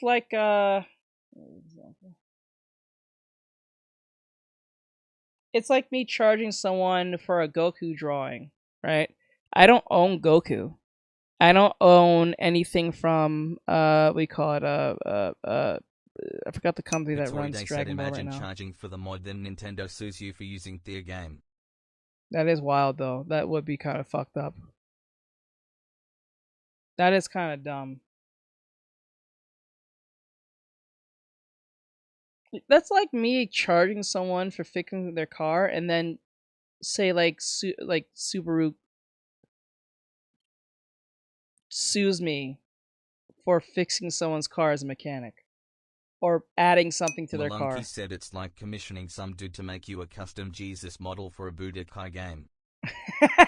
And that does exist. On your doorstep within a week, if that. That's my only stance about charging for mods, because once you charge for mods on a Nintendo game, you are opening up the door to a massive slap in the face for a lawsuit. It's not even funny. I guarantee you, you probably are going to hear from Nintendo ninjas at some point in time.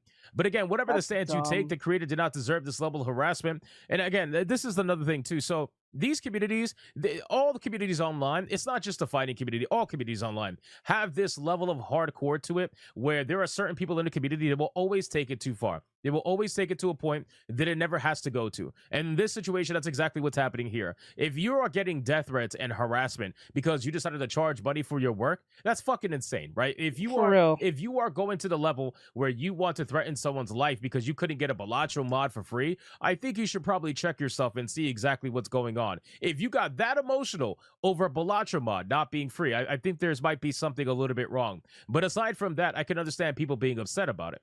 Just 2 days ago on August 21st, creator Mushi took to social media to show Balatro's Jimbo in Super Smash Bros. Melee. The mod replaced Game & Watch with the character offering new sounds and effects, among other additions. So let's check out this video and see what this mod is all about. I think it looks pretty cool. Let's check it out. Here we go. That's it? Are you kidding me?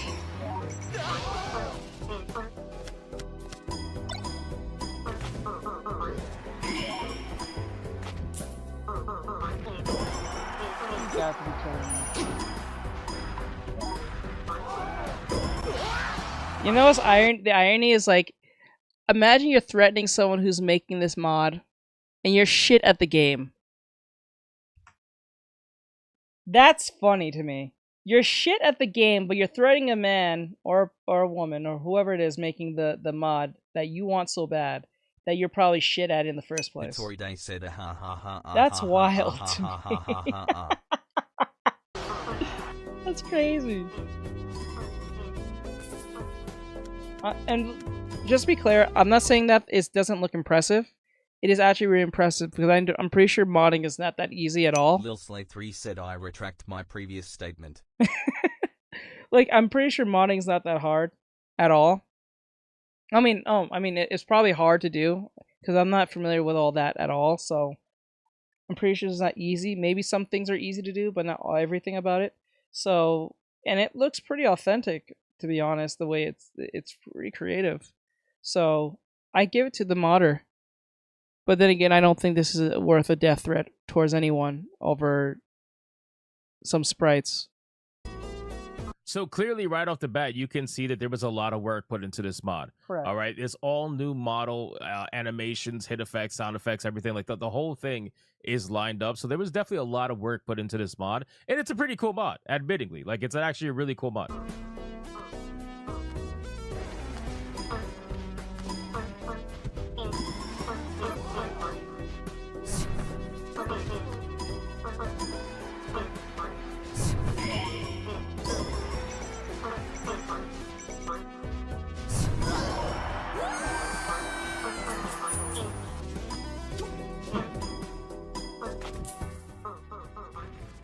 So this is the part that everybody went crazy over. The moment it was announced about a minute into this particular trailer that you could get this skin on their Patreon, that was it. People lost their fucking mind, and they're like, how dare you charge for the work that you put into this mod? I should be able to... The real question is, how much is it? I swear to God, if it's not even in double digits, if it's like $5 or some shit, or like $2, I swear to God... If this is in single digits, y'all have problems. Get this for free. Again, it's a mindset that is only on the internet, I swear. But in any case, the creation, which took off in popularity and on social media, was locked behind a Patreon, with Mushi offering an explanation as to why this was the case. So here's his explanation as to why, and I can only, money, you know, again, looking at this explanation, it's like any normal person would see this be like, okay, you want to charge for this? No problem. It's not for me. I'm not going to pay for it. I don't. Dota was a mod of Warcraft 3, and they sold Dota to Steam and used the money to make League of Legends. For real? Riot Games lucky Blizzard didn't care. Wow.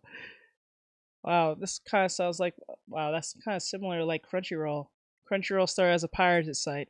Now it's one of the AAA anime holders of entertainment, and then coming after everyone who pirates their shit. The irony! I don't really pay for my mods, but that's okay. If you want to charge for it, it is what it is, and I'll just move on. No, apparently people want to kill this man for it. It's very weird. This mod took me a month to create. I don't think I'm wrong for wanting some competition for something I spent a considerable amount of time on. As much as I wish that I could spend a bunch of time on creating something and releasing it for free, unfortunately, that's not realistic at the time I spent on creating takes away from time I could be using to make money. Unfortunately, passion doesn't put food in my belly, nor does it pay my rent, so I thought this would be the best way to justify spending more time on creating high-quality mods others may want. And I think the people who are complaining about this are broke individuals. You have to be broke to a degree where you can't even shell out some money for like a measly little mod that you want so bad. Because if you want it that bad, you pay for it. If you're complaining about it because it's not free enough, you are broke. Honestly, listen, there's nothing wrong with that. I'm pretty sure there's a bunch of other Balatro like mods that are just as free for any other game, maybe even for the same game, maybe not at the same high quality, but you saw a Balatro mod that might be free somewhere.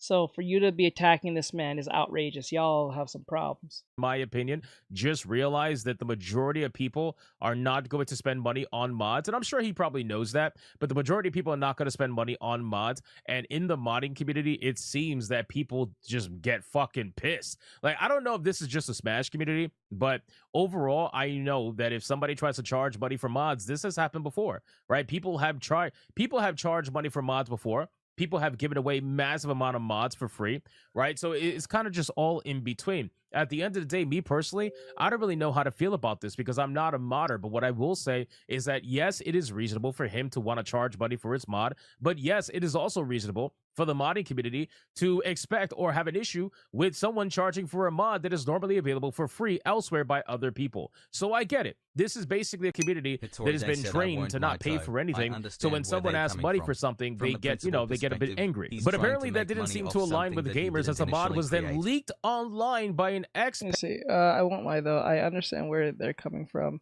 a principal perspective. He's trying to make money off something that he didn't initially create. Are you talking about the game or are you talking about the mod? Patron, which to me, that's insane. If you are an ex-patron and you are leaking the mod that somebody worked on who is trying to actually charge money for it, that's insane. You can open yourself up to a lot of issues. Now, granted, the reason why he can't get sued for it, in my opinion, is because, well, he doesn't own the game, right? The modder doesn't own Nintendo's game, so he can't sue someone for leaking something that's behind a paywall, because you are trying to hurt them financially. By leaking the mod online, you are no doubt trying to hurt the person financially. That's the entire point about it. You can claim to be morally superior. You can claim, oh, that's not the way things are supposed to be done. But at the end of the day, you're not the one that fucking made the mod, so you don't get that choice to be made, right? But anyway, people are clearly angry over this. Somebody leaked this, and all the while, we're about to finish up, and we got like, what, 6 minutes left? Creator was harassed online. No, 5 minutes. Eventually leading them to locking their Patreon and reconsidering whether they want to be a part of the larger community. In a post on Patreon, Mushi, who noted the insults and death threats they received,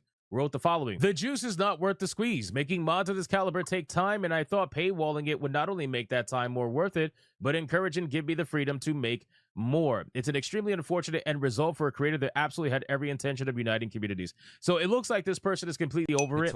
They're not going to be making any more mods, and that's kind of sad considering how good the mod actually looked, right? You can think what you want about whether or not he should charge money, but these are high quality mods that he is putting out, and unfortunately it looks like he's no longer going to be doing so for whatever that reason may be. People have their opinions. Again, this person over on The Gamer says, "What a lame excuse. There are modders who spend years making a big mod and they don't ask you to pay for it." Doesn't matter. It does not matter. See, like, this is the problem. This is the issue with there not being a standardized rule. This is only like an unwritten rule where, okay, so if this person who made a massive mod offers it for free because they had the ability to do so, that means, according to this person, everybody else should be offering their work for free and they should have the means to do so. That's not necessarily the case. Maybe the person who made the big mod had a team behind them. Maybe the big person who made the big mod, maybe they're financially well off and they just did it in their free time and they don't need to charge for it. Not everybody is under the same scenario, so you cannot use one person's mod as an excuse as to why another's should be free. The person who makes the mod is the one who decides whether or not they want to release it for free or not the person who is downloading it. But anyway, for example, I have a total conversion mod that took years to make and still gets updated about once a month. No paywall, just asking for a donation. You're still asking for money. You're just not asking for it up front. You're still asking for money at the end of the day. Listen, man, oh my God.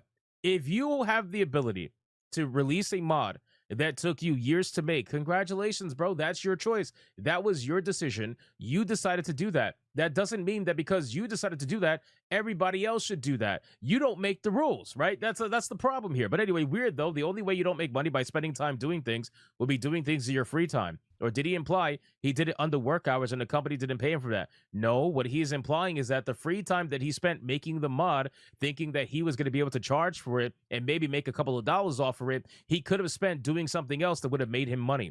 That's what he's saying. He's not talking about doing it under company hours. He's saying that the stuff that he did in his free time thinking that it would be profitable ended up not being profitable at all because people think he shouldn't be charging money for it. So now he's going to have to go do something else that's going to allow him to make money to help support himself. That's basically what he's saying. That's why he's giving up on mod making, because you guys want it for free and he can't do that. Of course, you are free to paywall your mod. I agree. Just don't complain if nobody wants it. He's not. He wasn't complaining. He's not it's complaining. the people who wanted it for free that are complaining. Yeah. And the harassment is childish behavior from some brats. There's no need for that. I agree. There's no need for it. So again, he's not the one that was complaining that nobody wanted it. It was the people who wanted it for free that were complaining that it was paywalled. That's the hilarious thing about all of this. So he was perfectly fine with uploading his mod behind a paywall, and whoever supported is whoever supported. It was the internet that said, no, you should put it out for free. We don't feel like you should make money for it. We're going to complain, and we're going to leak your mod online to stop you from being able to make money for it. At the end of the day, man, this comment right here is the one that I agree with the most. I don't condone the harassment, and normally I'd have no problems paying small fees for mods, but this is a special case. Smash Brothers is published by Nintendo, who is notoriously litigious and already doesn't like people modifying their games in any way.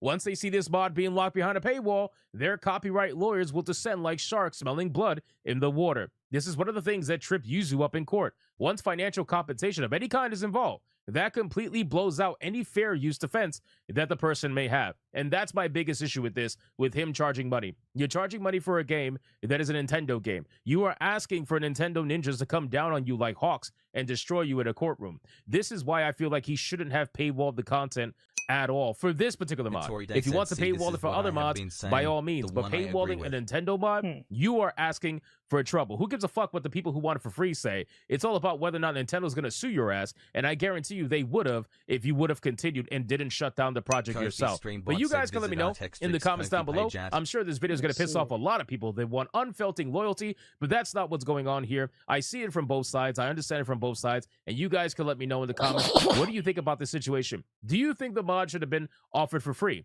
Do you think the mod should have been behind a paywall and whoever bought it, and that's the end of it? Do you think the guy absolutely should be offed for it? Do you think he should get death threats and harassment for it? Whatever it may be, leave your thoughts in the comments down below. Thank you so much for watching this video, and if you enjoyed it, consider hitting that like and subscribe, as we recently just passed 100K, and I will see you guys on the next one. Alright, that was Hypnotics with the whole Nintendo mod situation. Kind of sad for dude, but then again, I understand now what he meant by that. I didn't know they can actually do that. But with that said, have a great night. Have a great night, guys. I'll see you guys next time. Thank you for coming.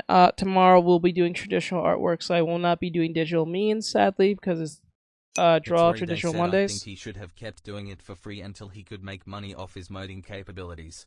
I guess so. That sucks.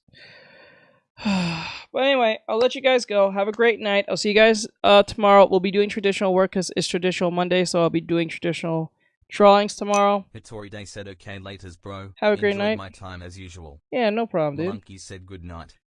Yeah, Melanchis, I do appreciate you guys. Thank you. Thank you, my mods, and all that great stuff. I'm out. Keep safe, keep practicing, and all that great stuff. I keep saying that. Sorry, my bad. I keep over saying it. Alright, I'm out.